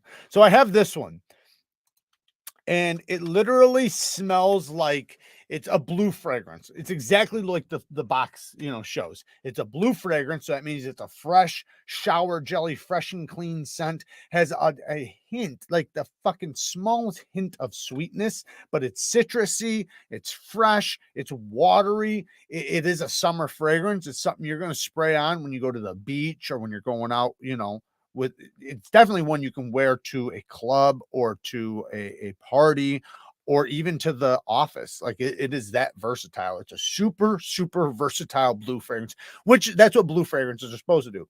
They're supposed to be versatile fragrances that are fresh. So it's fresh, shower jelly, citrusy, and yeah, classically good. Like it's a, like I said, it's a scent that nobody will dislike. Everybody's gonna love. Everybody's gonna smell it and say that's a good fragrance. And it's similar. It has similarities to Michonne Wave, Versace Pour Home, and Dolce Gabbana Light Blue Intense. It's very similar to those. I got the Azzaro Wanted by Night. I don't have the Chrome. I only have the Wanted by Night, but I really like it. It's earlier I was talking about this one being too spicy. That one has a lot of spice like that too, but it has a good mixture of sweetness with it. That's a tobacco fragrance. So the Azzaro Wanted by Night, it's a tobacco fragrance. So this kind of reminds me of it, but I like the way Azzaro does it better than this. Blade HQ's got the mini Asticus. Yeah. I actually did a video the other day talking about it. If not, which one to recommend instead? Looking for my first EDC knife. So the Asticus is a good one. The only problem with the Asticus is the name and the lock bar access. So the other one you could check out for your first knife. You know what? Let me just help you out. We'll just go there right now. But you got to make sure you use my link. Got to use my link. So don't screw with me after I go through all this. So come on, sucker. All right. Let me get rid of this. All right. So the riffle is really, really good. You don't have to get that one though. Get this one right here for $30.99. This is a phenomenal knife. The Civivi riffle, amazing, amazing knife. The Cubit, I love this, but that's a little expensive. Oh, right here, the Backlash, and you can even get the Damascus one for $40. You can probably get the regular one a little bit cheaper, but this, a beautiful first knife. One of the best knives. This is a nice, deep, hollow ground clip point blade that is very snappy, very ergonomic, badass knife. Now, the knife that the full size version of this one, the Praxis, is its competitor. So that's what I would go with. I'd go with this right here. Bang. 26 freaking dollars. I might have to buy this. Holy shit. Was it this cheap the other day? I think it was, and I said it. This is what you need to get right here. Don't even hesitate. Thank me later. Nice, deep, hollow ground. I think it's 9CR. I think it's 9CR. Let's double check really quick. Is it D2 or 9CR? Where the hell is it? It just says stainless. I'm pretty sure it's 9CR. It might be D2, but regardless, it doesn't matter. For $26, it doesn't matter.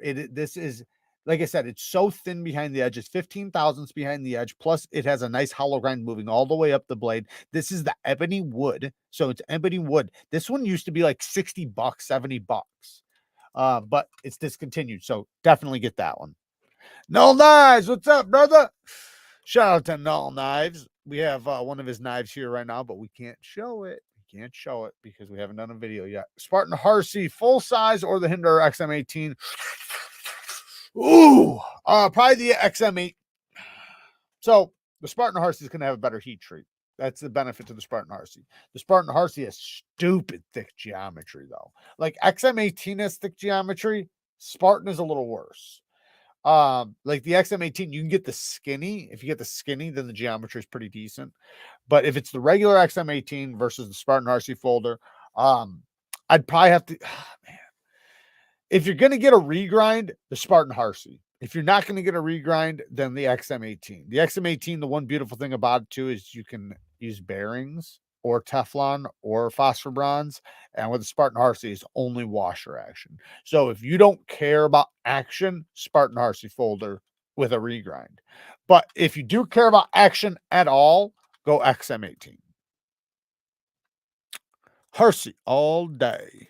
Yeah, I'd go with the Harsey as long as you're willing to do a regrind. To me, that knife requires a regrind. Like it just does. It's just so. Oh, mine's over there. It's just so ridiculously thick. Like mine, I think was like 40 thousandths behind the edge or something like that. After one sharpening.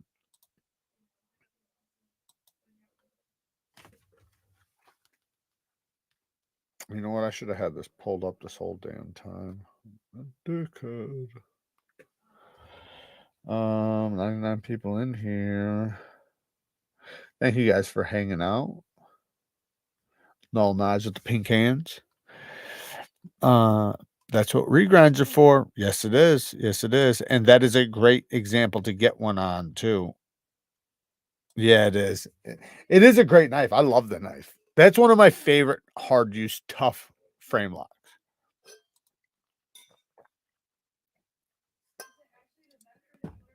Yeah, I got the S35 too. I wish I had the S45, but it's not that big of a deal. They do a good job with it either way. I kind of want to get a chick, a dessert warrior. Yeah, I bought one for my aunt. I still haven't given it to her though. Where are good places to get regrind? BGM Knives. BGM Knives is where that's where I've went. So yeah, BGM Knives and Tool. You can contact them on Instagram. Would you recommend a regrind on a Spartan 3.25? Yes, I would. Yeah, of course. I actually, you know what? Almost even more so. Not that the geometry is as thick as the big one, because definitely the big one's a lot thicker than the small one. But there's no reason to have that thick of geometry on a small knife like that. You know, like we were saying earlier, the blade has to make sense with the handle, right? For an example, you wouldn't put 150 thousandths blade stock with 50 thousandths behind the edge on a slip joint, right? You just wouldn't. It doesn't make sense.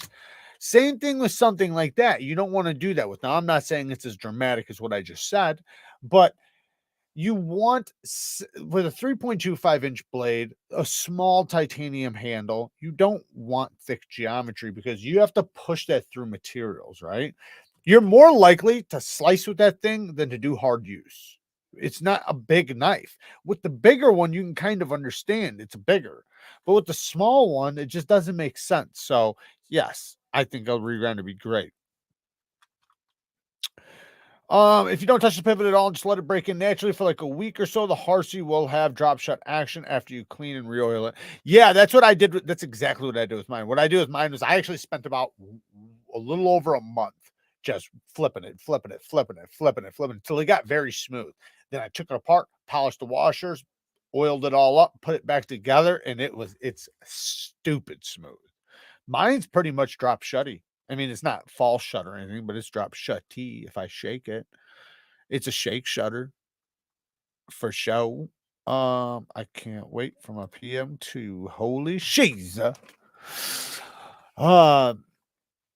Yeah, dude, you're gonna be happy with it. That's just I don't know how many other knives you have to that caliper, but it is definitely a great place to be. That's one of the better USA made knives for that price range. And the PM2s, like people look at them and they're like, oh, that's ugly. But those knives were developed for use. So, granted, it might be a little ugly. It has a hole in it. But when you use it, you realize, like, oh, shit, this blade was made for use. It was made to actually be a functioning tool for EDC. The utility cuts are great. It slices great. You know, it just has a great blade shape. And then with the handle complementing it, it works really good.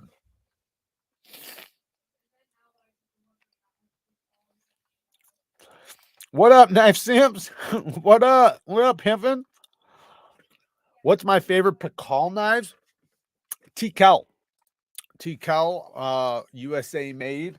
But technically, okay, so my favorite is between the Tikal and the clinch picks. I'm trying to think of the guy's name, that guy who does the Shivworks.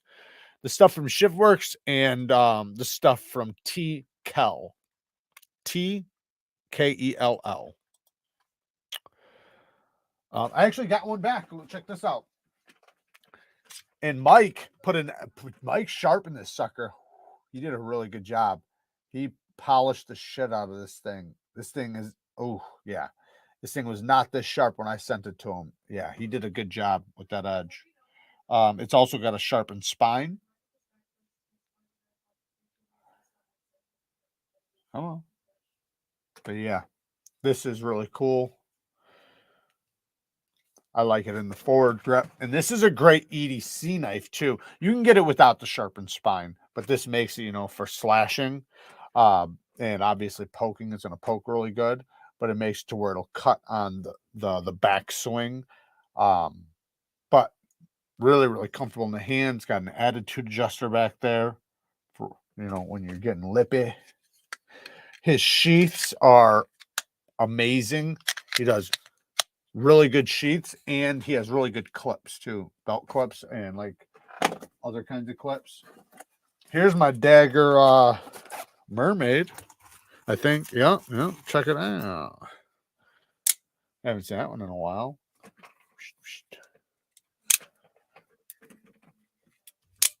Double action, so it's got two triggers on it, one trigger here, one trigger here, so you can have it in the karambit grip and go pow, and then you can knuckle somebody or poke them, and then you can close it back up or have it in the forward grip like that.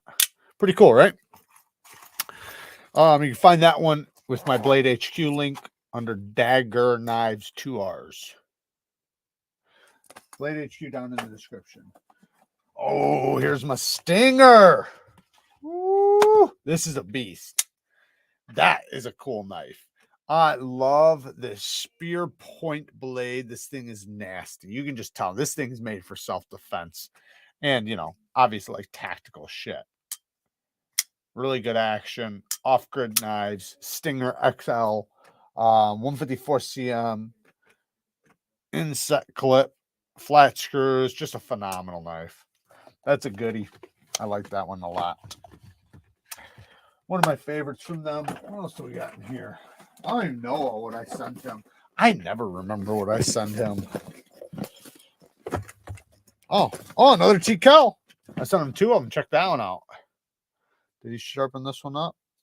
No, I don't think so. But this one's double-edged too. Check that out. This is a real reverse Tonto.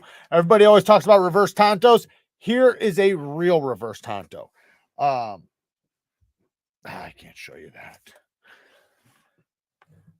Everything else you guys call reverse Tonto is not a reverse Tonto. This is a reverse Tonto. It's sharpened right there. So, get it right. All right, we'll just check out one more. Oh, the Cachet. This is another good one, man. This is a really good Civivi right here. Comes in other handle materials, but really good reverse flick. Great flipper action. Great blade shape. Great ergonomics. That's a good one. What is this? Oh, my Streelet. Ooh, I'm back to doing some damage. Ooh, you got a little play in there, Mike. He was testing it out a little tough. It's all right. We can fix that. Very snappy, though. Look at that. Watch us. So snappy. You can, it's got the wave feature. So when you're pulling it out of your pocket, you can wave it out and then get it into action. And this thing is so devastating. Like, this thing, like, all I gotta do is just touch and pull. Like, the material is going to pull itself into the edge. So right now, I'm just going to touch it.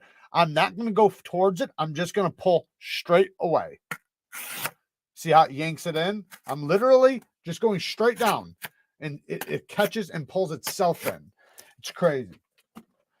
But that is a very effective knife. This thing, like I said in my video, one swipe from this in your arm is life-threatening. 100% life-threatening.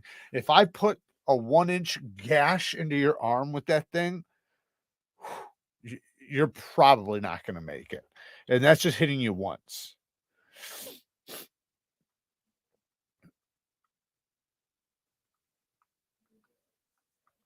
That's just a pointy Warncliffe. No, it's a reverse Tonto.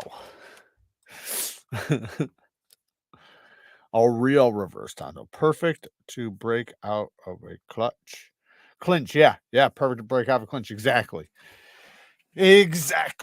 Both of those. But yeah, that Streelet, man, you pull that thing out, you know, if somebody's got you wrapped up, or, you know, like if something's about to happen and you have the opportunity to have it out and have it ready, you know, and somebody starts, you know, attacking you or whatever, it's not going to take too much to get them off of you. Once they feel it, they're going to feel it hit them. And once they do, they're going to realize, like, oh, fuck, you know, like, bad things are happening.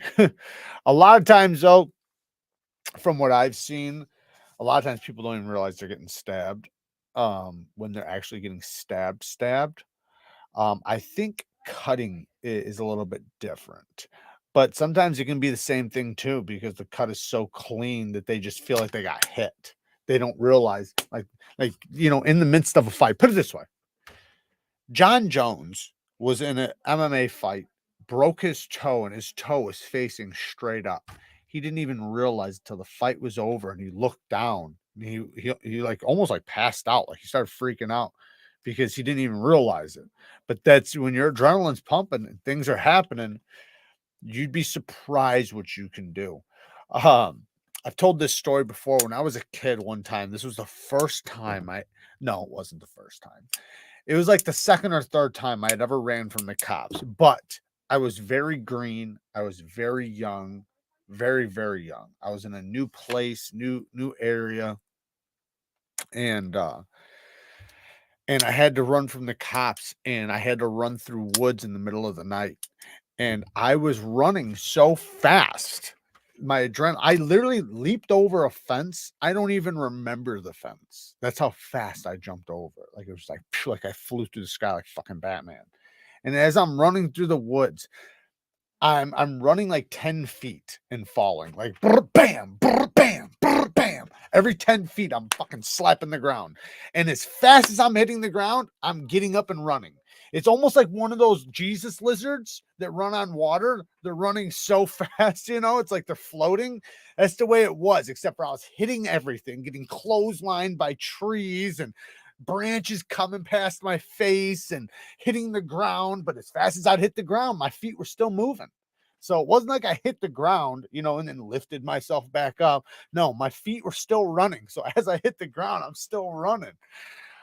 And but it just reminds me, man, what adrenaline can do, right? Adrenaline pushes you to another level of which you don't even think is possible. And I got away that night. I did get away that night, but I wound up having to crawl through a field. I remember that. But anyways, yeah, it was an adrenaline rush. Dopey that felt the slice though as he cut through nerves. Yeah, if you hit nerves, you're gonna feel it. If you hit nerves, you will feel it because it'll feel like you got shocked. I've hit a lot of nerves, so and when you get hit, like it almost is like you almost get like electrocuted. That's what it kind of feels like. Um, but yeah, but once you see blood for anybody who see, if they can see it, right, they might not even know, like, but like say if you got them in the arm and then they see blood dripping down their hand, they're instantly, things are going to start going through their mind, like of stopping. They're going to want to stop unless if you're the attacker, right? I'm saying if they're the person attacking. If they're the person attacking, when they get hurt or something life threatening happens, they're going to stop. But if you're the attacker, then it's different, obviously, right? The person defending their life isn't going to worry so much about themselves getting hurt. They're going to worry about surviving. I cut myself above the knee with a 14-inch still. Ooh, cut off saw. Damn, that's nuts. I didn't really feel it at all. I heard was my pants rip. My dad cut his own throat with one. He was using a concrete saw up on a wall, and it jumped. You guys, I'm sure know, like sometimes the saws will jump, and it jumped and it fucking hit him in the neck, and he just kept going. Like he didn't even realize anything happened. Kept going, fucking squirting out blood. And his best friend, who was on the job too, stopped him and was like, "What the fuck?" And said, "We gotta get you to the hospital now." They got him to the hospital, and they said, like, if he would have waited any longer, he would have lost so much blood that he would have passed out and probably died. But that's how crazy that fucker was. I think he noticed it like right when dude said it, because when you're doing that type of work, you got glasses on sometimes, your teeth is covered in the dust from the concrete. And I used to cut the stress cracks for concrete down in basements, and it is a nasty fucking job. Greg Maroney's been a member for 4 months, man. Thank you for the support, man. I appreciate it. $1 million idea: smoke detector that shuts off when you say I'm just cooking. Aaron, you shouldn't have wrote it. You shouldn't have wrote it in the chat, because that's fucking brilliant, man. What were you thinking writing that in the chat? Delete your fucking comment immediately, and everybody pretend like you never seen that. You literally just gave it to the internet. Now, in like 3 months, you're going to see it. And you're like, that was my idea. I thought of that. And the internet's going to say, yes, you did. Thank you very much. There is a video of some dude stabbing himself in the gut with an OTF in a store. The dude appeared to have no idea until the blood started pouring. Yeah, well, okay, so like I stabbed myself in the leg, right? It went in about an inch deep. I knew I got poked, but I thought I got poked. I didn't realize I got stabbed. And it was bad. It was really bad. Um I have a huge scar. It was pretty bad. And it I noticed that I got poked, but I knew it was bad when I seen the amount of blood. Because when you get poked, you know, with pants, yeah, you'll see a little dot of blood, but it started going blood. And I was like, oh fuck. So and I instantly tried to hold my leg, and I went and I got one of those things to close a wound because I wasn't gonna go get it stitched. So, but it needed stitches. It was that deep. So I had to, you know, stretch it closed. And you know, like it was wide open. Like it was like probably like that wide and like that wide open. So it was like stretched open, probably even farther than that. It was probably like that. But what sucked is the bandages I used, I had to immediately do it. I didn't have time to shave my leg, and tearing it off to replace it gave me blisters, and it literally looked like I got hit with a blowtorch around it, and it wound up turning black and blue. Um, that happens sometimes for stab wounds, by the way. It'll turn black and blue around it, and it definitely did there. But but I've been poked, you know, where like I didn't think it really got me, and it did. Kara, when she cut her knee in a video with the SOCOM Elite, she hit her knee and didn't. She just thought she hit it, and she cut it down to the bone. But a clean cut, that's the way it is, though. A clean cut is exactly what it sounds like. It's clean. It's so clean that it almost just feels like you get hit. It doesn't feel like you got like cut. If it just feels like a hit. But usually, if you've been cut before, you know, right? Like there's sometimes when it's like when I stab myself in the hand, I knew it was bad immediately, like, because I hit the nerve, and since I hit the nerve, I felt like I electrocuted myself, and I knew this is bad, and it squirted. That one, it literally squirted these, you guys can't see them right there, but I have my things right here. It literally squirted blood up to there. I think it was this one that it hit. It just went, psh. Yeah, and it hurt so bad. That fucker hurt.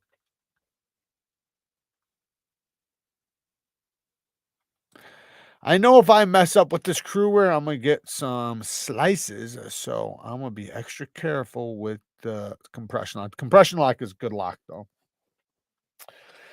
The Mannix was my only special locking knife. The rest of mine are backlocks and liners. Well, the the Mannix ball lock is a phenomenal lock. I would love to see that on more things. I actually have a lock that I'm kind of developing right now. I don't know if it's gonna work. You know, obviously I haven't put it into practice, but like I said at the beginning of the stream, that I am getting some things into the works where I'm gonna have some designs out there.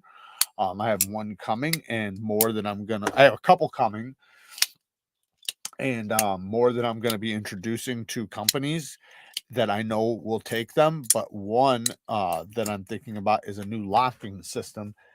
I don't even know if it'll work or not, but I would love to see them do that lock on other things. The first cut I ever got was the worst one. That circumcision doctor took a little too much off the top. Yeah, I had chewed up an aspirin once for some minor chest pain, and dumb luck, I cut the piss out of myself about 45 minutes later and bled like a stuck pig. So annoying. Yep. I think the worst I saw was my uncle with a chainsaw, no guard, hit him right across the face. Oh no, that's bad. Chainsaws tear more than cut.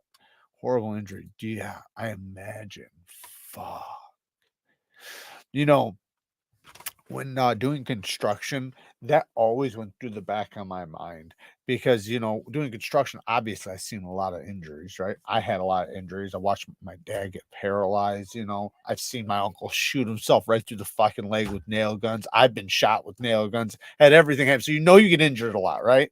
I fell through ceilings and sprained my neck. I've done so many injuries. So, thinking about like a chainsaw jumping on you or just something like that, you know, and it destroying the rest of your life, like kind of like when I got shot in the eye, right? Like, and I've told this story before.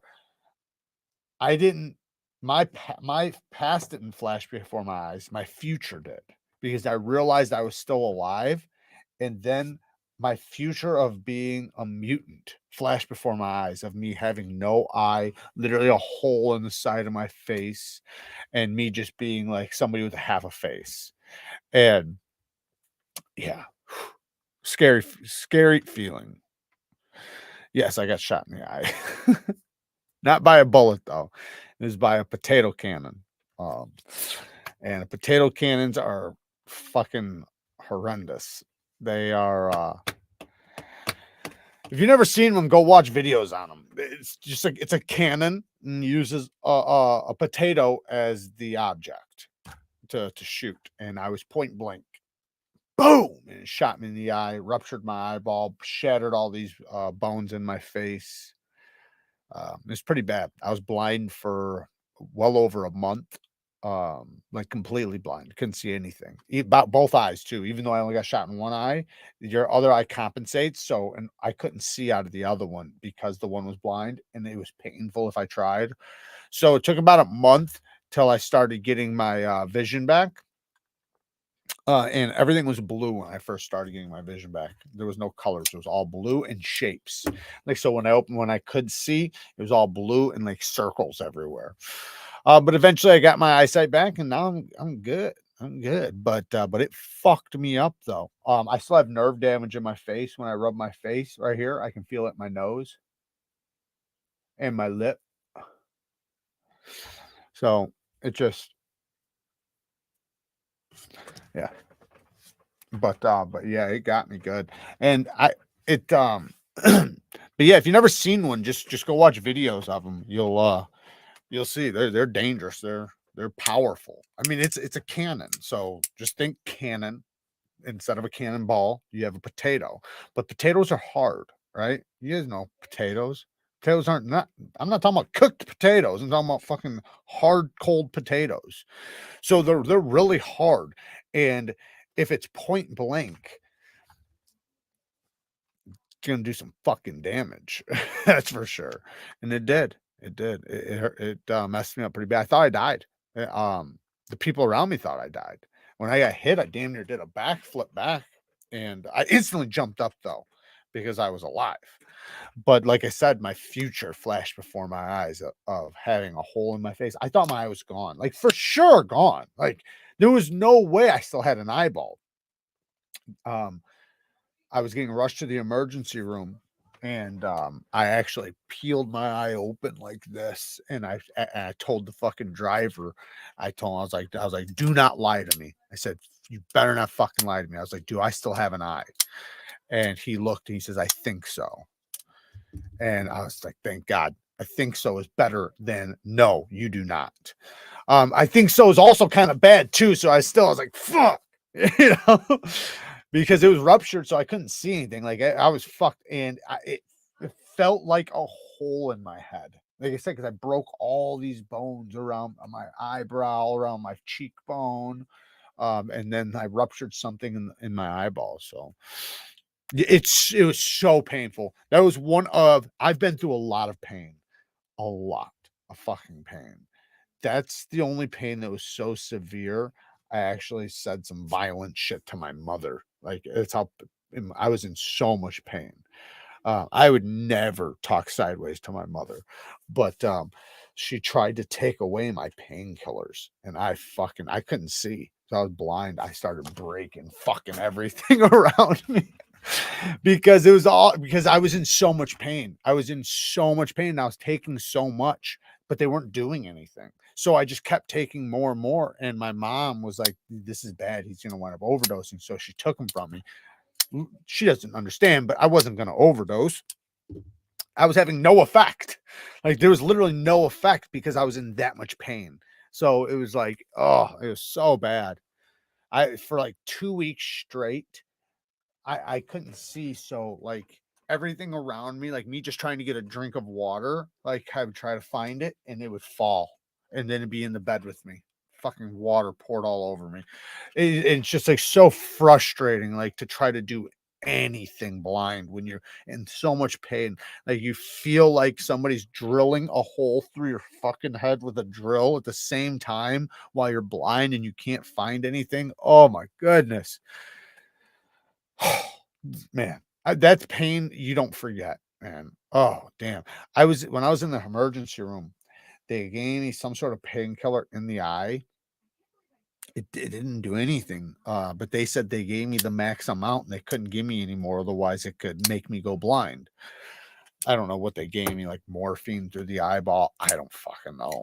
But I was so irate in there. I started breaking shit in there because I was so pissed. And don't get me wrong, this is a horrible hospital. Horrible hospital. The only reason why anybody would ever go there is because it's life or death. And that's why I went there, because it was life or death. Like these hospitals are, man, some of them are no good, man. And like I have some that like friends have died at, and not because they died from their injury. Like one guy went in there with a broken leg and they killed him. They fucking overdosed him. So like, and like I've been to some of these hospitals where it's like, this is shit. And like I even had one time I was threatening the nurse like to leave, like I'm leaving, like I'm not staying here, this is bullshit. And she took me to the side and she goes, yeah, I would leave too. Like I wouldn't stay here. Like don't stay here. You know it's bad when the nurse is trying to convince you, yeah, get the fuck out of here, you could possibly die in here, go to a better place. Oh man, Kyle with the 2 bones. I once had an eyelash curl in my checkmate. You got me, man. Oh, I'm very lucky. I'm very, very lucky. I knew I was lucky when I left the hospital. Well, actually, I didn't. Sorry. I knew I was lucky the next day. I went to, or like 2 days later, I went to a specialist. And the specialist seen all the breaking in my face, all the broken bones, and told me my shit was shattered and all this bullshit, blah blah blah. She was still peeling potato out of my fucking skull, which the other hospital should have gotten. Another reason why that place sucks. They didn't even get everything out. Like they didn't do anything. It was so bad. But anyways, yeah, I'm very lucky, and I felt very blessed after I found out that I was gonna get my eyesight back. They said, what happened to my eye was going to heal, and, it's just going to take some time and blah, blah. So I'd like, wait, yeah, I'd be like, KO me or I'm going to duck you up. Yeah. That's what it felt like. That's what I wanted. Like, I basically just wanted that. Like, just put me out. Please just put me out. Put me unconscious. I've had teeth pain that bad too, where I literally started trying to knock myself out. Working with steel and metal and shit makes me want to put glasses on. Wear glasses, yeah. I knew someone that was cutting aluminum and metal with a saw, and you know how the shavings will get all over your arm and like they don't just wipe off, right? They're like stuck because you're sweaty and stuff. He wiped his face like that and got one right into his eyeball. Fucked him up real nice like. Our hospitals here in Vermont are pretty bad. I always drive 45 minutes to the next one. I know of some good ones, but the problem is the good ones, like you just said, are 45 minutes away or like 30 minutes away, or they're always farther. So, and to me, like when you're going to the hospital, like if you have the choice, yeah. But like if it's an emergency, you're going to the closest one. You're going to the one that's hopefully going to save your life in that moment, so it just sucks because you like I think about some of these hospitals, and it's like I think about that movie scene in Blood In, Blood Out, Bound by Honor. Dude's shot and they're in the car, and we're taking you to the hospital, and then dude starts trying to jump out the window. He's like, no, don't take me to the hospital, people die there. And he was literally scared for his life even though he was shot. But yeah, like, Jared, I received the Glycon Apocalypse sent back to KCI in 20 minutes. Biggest piece of shit I ever handled for an OTF. Sharp deployment tabs and too much pressure needed. Really disappointing. I'm not sure which one that one is. I'm not sure which one that one is. I just got a new OTF in that you guys will be seeing here pretty soon. It's actually pretty good though. Where my frontal lobe is, I saw like 4 fingers when my bud had 3 up. After that, I went home, drank it away, and woke up in motherfucking pain and bloody pillow. Ooh,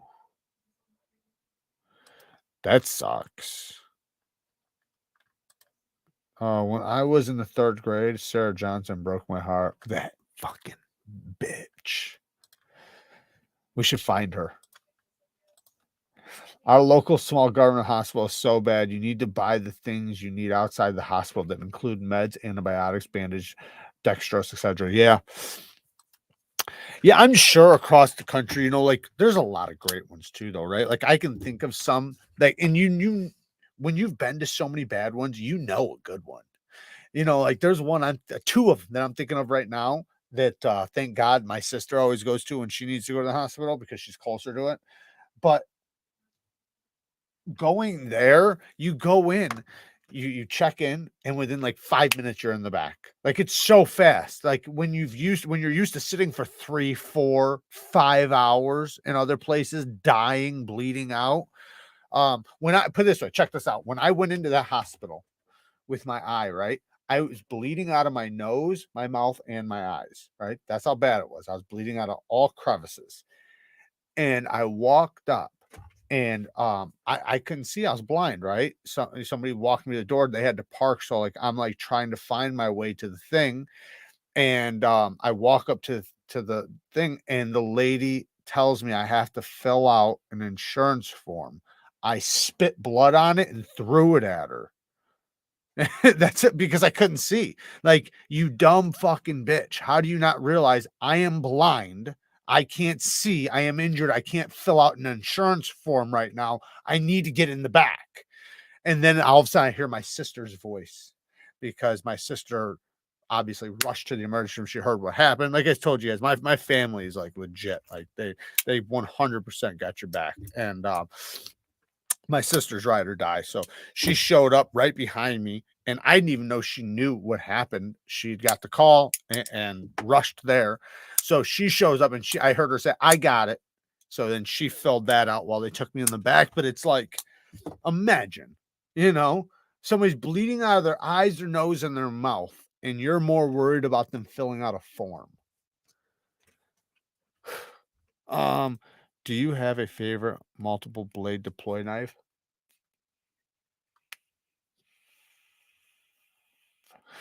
Like a slip joint, or the Leatherman Free is really nice. I like that one. That's a multi-tool knife. But you mean multi-knife? Not really. Um, Blood In, Blood Out I wouldn't even say it's underrated. I'd say it's well, maybe you say it's underrated because a lot of people don't know it, but I grew up with it, man. That was like that's why I used a couple clips from it in that video I made about my felony, because I grew up on that movie. I know like every word of that movie. But yeah, great movie, great movie. When I got to the hospital after I got jumped, I straight up was like, let's just go home and drink. I've been there too. I've definitely been there. Yeah, I got my arm pulled out of socket one time. I was hanging onto the oh shit bar when we were doing stupid shit in the car, and we wound up hitting I don't know, a tree or something, and I yanked forward, so my arm got pulled out of socket.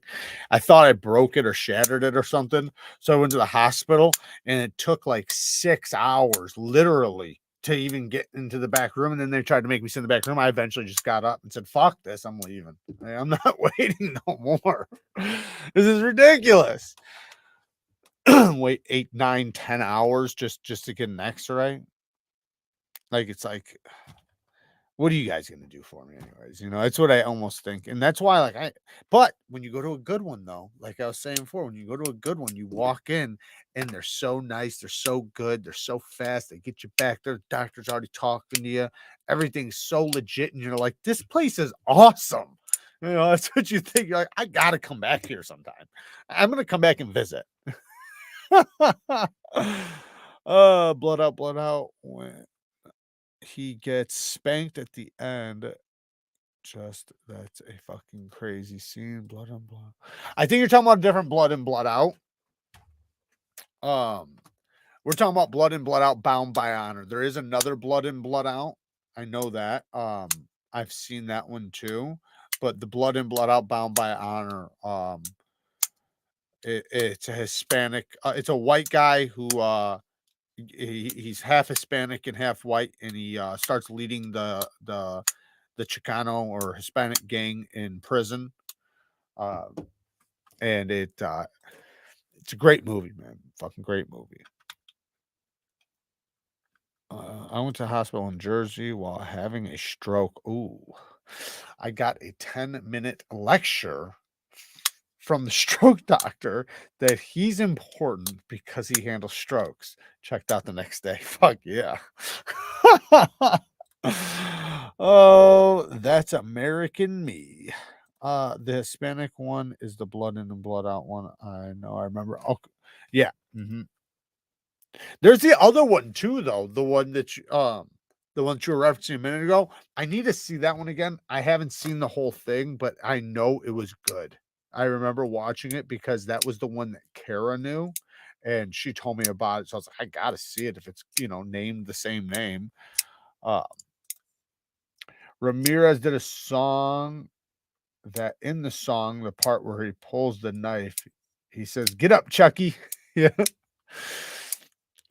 That was that one part in that scene from the video I made was that fight scene right before dude gets shot and does that trying to jump out of the car because they're headed to the hospital. Great movie though.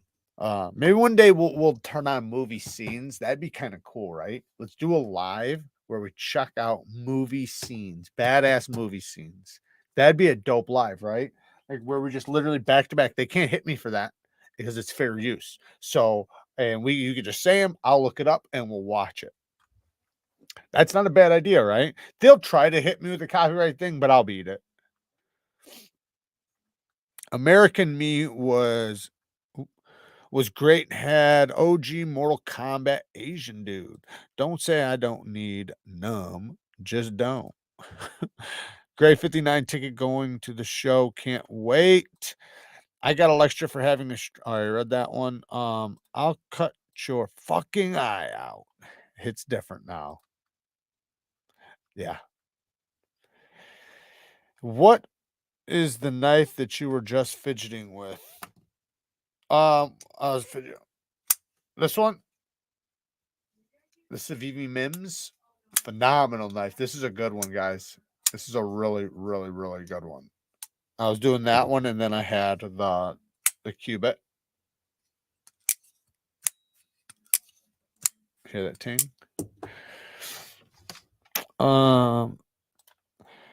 Not on a live. Shane did that a month ago, and they took his down within 15 minutes. No, so that's the thing. That's what I'm saying. So you have to understand, like they wouldn't take it down. What they would do is they would hit you with a copyright afterwards, but you can contest it. I get hit with them all the time, just like that video I did with my felony. I got hit with them, 5 of them, but I know how to contest them because I know how to deal with them, and I'm gonna win it. I better be winning it. Let me double check really quick, make sure it's still. Should be still good. Yep. Still good. Let's see if it's still in escrow. Yeah, it's still in escrow, but meaning that they are checking it, but if the copyright people are not going to be able to tell me that it's not fair use, as long as I make the content my own, as long as my face is in the corner and I'm talking and I'm pausing, it's fair use. So it doesn't matter what I use. If it's on the internet, I can use it in any YouTube video. Like a song, I can react to it. I can, because I'm making it my own, because I'm reacting to it. I can't just play the song without ever saying anything. But as long as I pause and I say something, I can watch anything I want, even music. They shut the stream down. Head starting. There might have been just something wrong. Like, I'll show you guys right now. What movie scene you guys want to see? We'll do a little practice run. You guys want to see the? Let's do the. We'll do that one.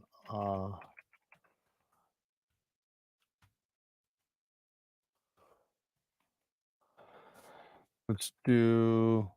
Yeah, we'll do the in the thing, and we'll show the real thing.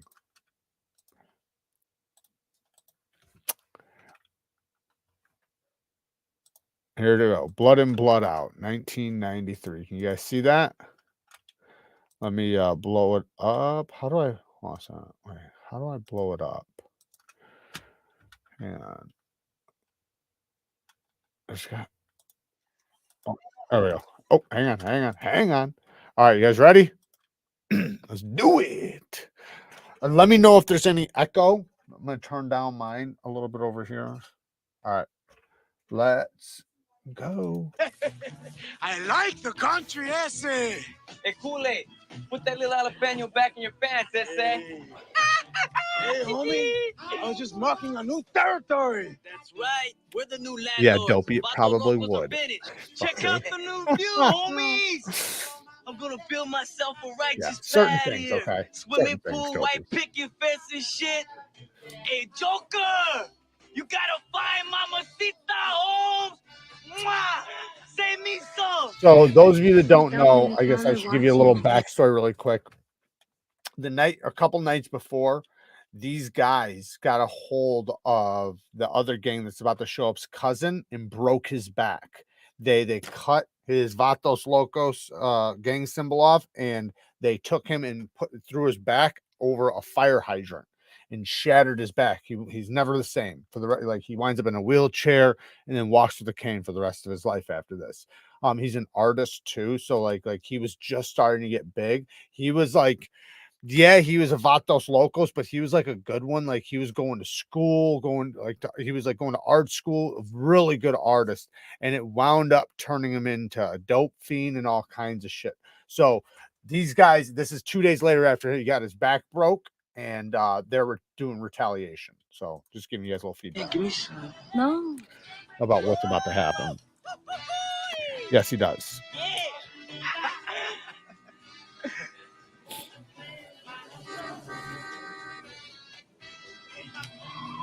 Check it out, Spider.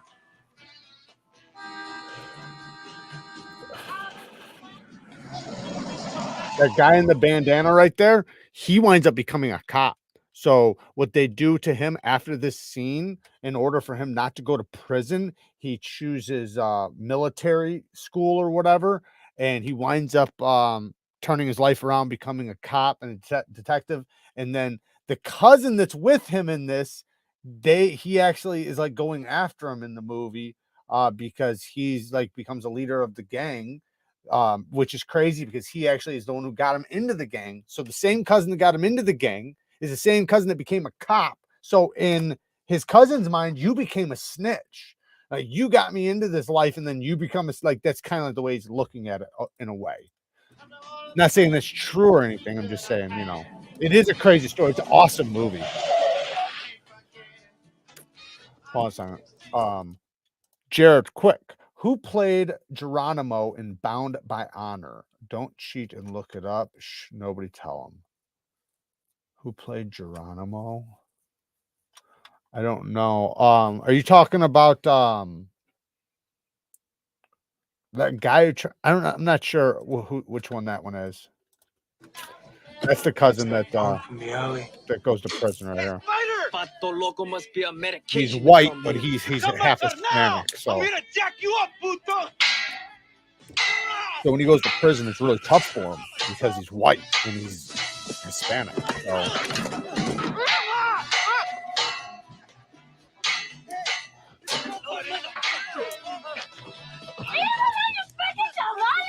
What you wanna do is Dale, homies.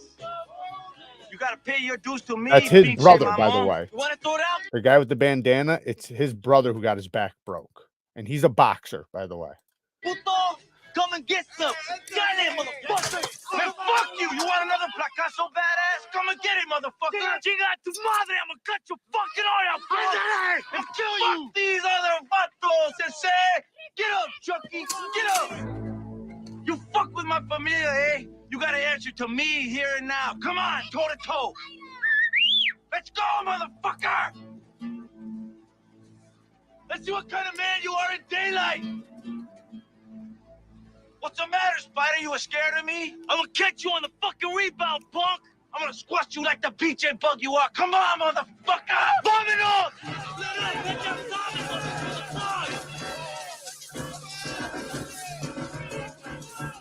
It's crazy how so quickly things can escalate and go downhill. You know what I mean? Like how quickly all this shit escalates and what happens and how it changes these guys the rest of their life, you know. Die, motherfucker! Where you going, chaval? Get up! You ain't talking so bad now, is it? Oh, my rib! You wanna know how it feels like? You wanna know how it feels like to get stuck, puto? Come on, get up. Get up! Fucking punk!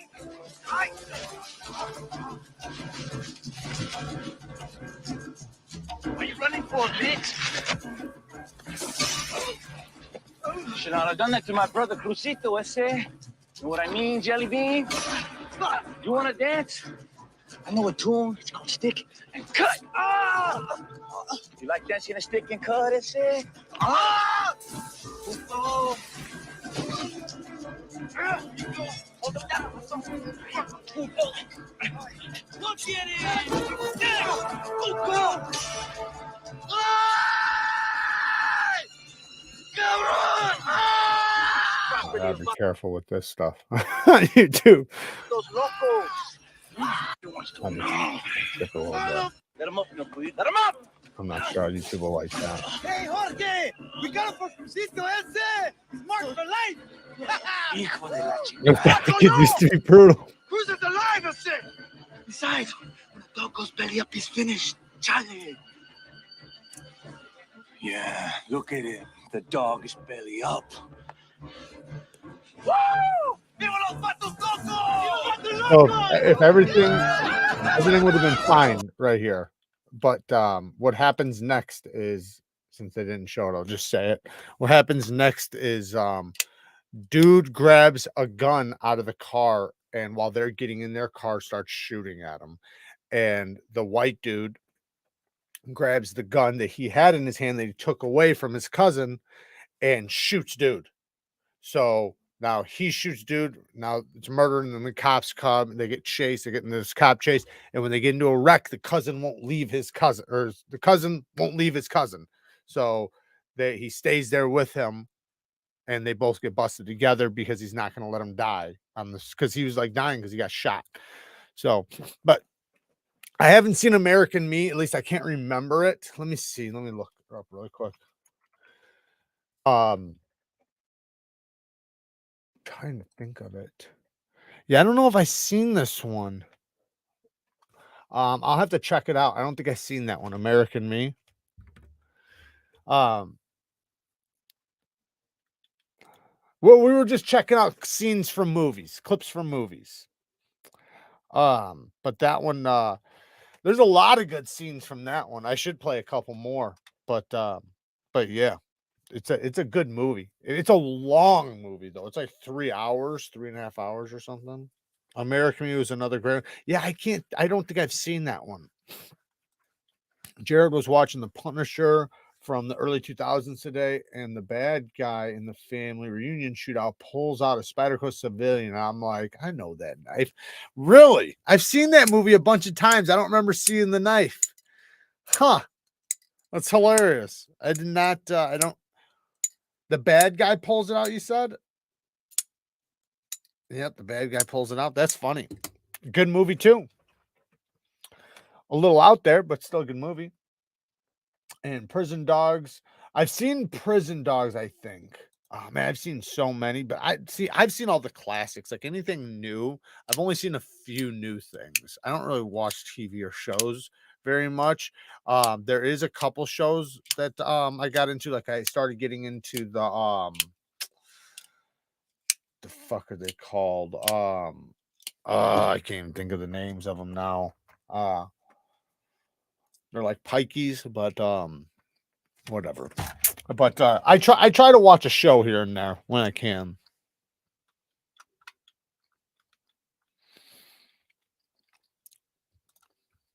Oh, isn't a lot of prison? Okay. Some of the best movies are. I remember the ballistics knife, and that was a lucky ass shot. It has to be in real life. I'm sure there's military grade ones that are pretty powerful, but anything I've seen aside, anything that I've seen actually used, like it's always been junk. No power, no accuracy. But that kind of makes sense, right? I don't expect one to shoot 20 feet and hit accurately. I expect it to be a 5-foot, 10-foot knife, where you hit something 10 foot. But I would expect it within 5 or 10 foot to be lethal through clothes and stuff like that. And it just doesn't seem like that's the case. It seems like you'd be more likely to deflect it or to just get a flesh wound or just dodge it. And I always say that, like, I was throwing knives one time. I had this knife board that I had made, and it was like a silhouette. And I was throwing knives, and I was like 10 feet away, right? And my neighbor goes, "Why don't you try that at 30 feet?" I said, "Because at 30 feet, I wouldn't throw him my fucking knife. Like that'd be like I'd be throwing him my weapon and giving it to him." You know what I mean? Because he's gonna dodge it. There's no way at 30 feet, if I throw a knife at the guy, that he's just gonna stand there and wait for it to hit him. He's just gonna move out of the way, and now he's got my knife. Like you're only gonna throw it at a distance where, if you were gonna do it, you're only gonna throw it at a distance where it's gonna do the most amount of damage at the fastest rate and accurately without them being able to dodge it. So it has to be able to go through a leather coat, right? The strength of going through a leather coat and the speed of which they can't jump out of the way of.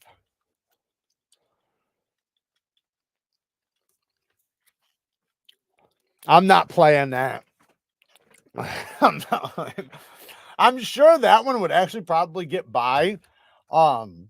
Just because I do love that movie though. Phenomenal movie. Really, really good movie. I like to play some other scenes from that movie, but I don't know about that one. I don't know because it's weird, like they like, how YouTube is. They love like, certain types of stuff. Like if it was a drag show or something, they'd probably love it, but I don't know. I mean, Selma Hayek has a real vagina, so I'm not sure. She is holding a snake though.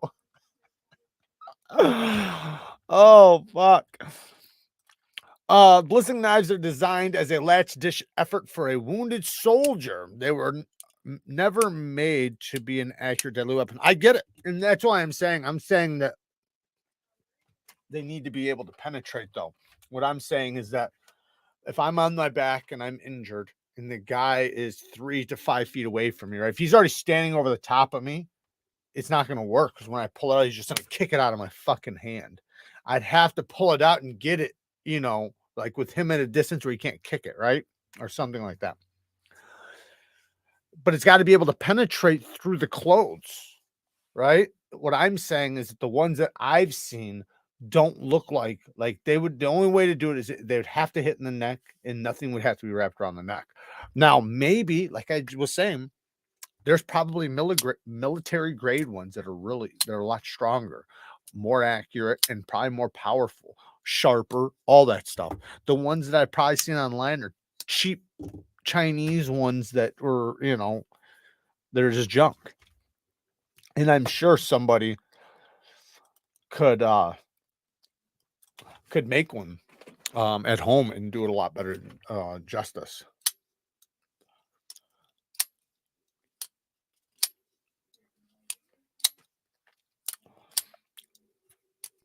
Yeah, I'm sure the military grade ones are a lot stronger, or at least a bit stronger. I have seen another kind that uses gunpowder, that it actually uses gunpowder charge. So it's the power of a 22, basically.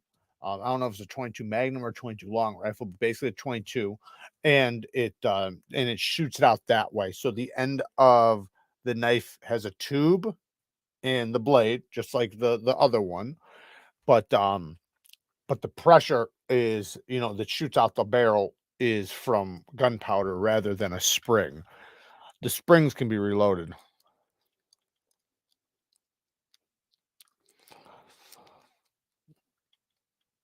All right, guys, let's end this. I appreciate you guys sitting here watching a clip with me. I know we didn't watch any other ones. We should have watched a few. Maybe next time. Like I said, no live Saturday and Sunday, but I am going to make up for it. We'll figure out something this week or next week where we can set something up for the members, and we'll do something really cool. And I'm going to start doing a lot more with like I said, with the memberships, and especially in December when I take down the Patreon and stuff.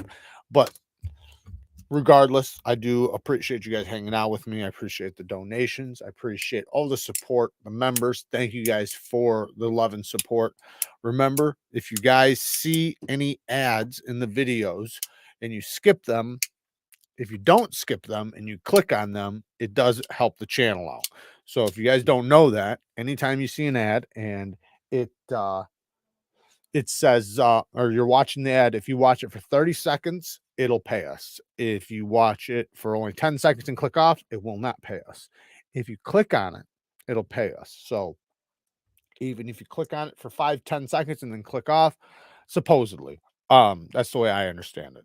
So you either got to watch 30 seconds to a minute or click on it, and then we do get a kickback. So I do appreciate if you guys do click on the ads that we get or watch them. I do greatly appreciate that.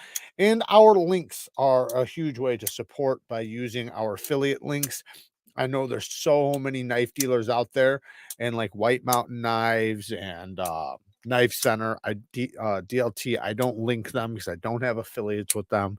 They are just refusing to give me one. So that's why I never talk about them. It's just, I know I've made them so much money, and it just sucks that they, won't look out for your boy. So, it doesn't matter. I mean, I have my other affiliates, but that's why I appreciate when you guys are going to purchase something, you guys going into the description and using one of my links, because I always have a link with whatever you're buying. It's down in the description, because you can just go to Blade HQ, GP Knives, or one of my other links. And if you're ever buying an Artisan or CJRB, I got a link down there. KIZER's got it down there. Got them all down there. I do appreciate all the love and support, guys. Work hard, stay tough. Society's relying on you. Until next time. Peace.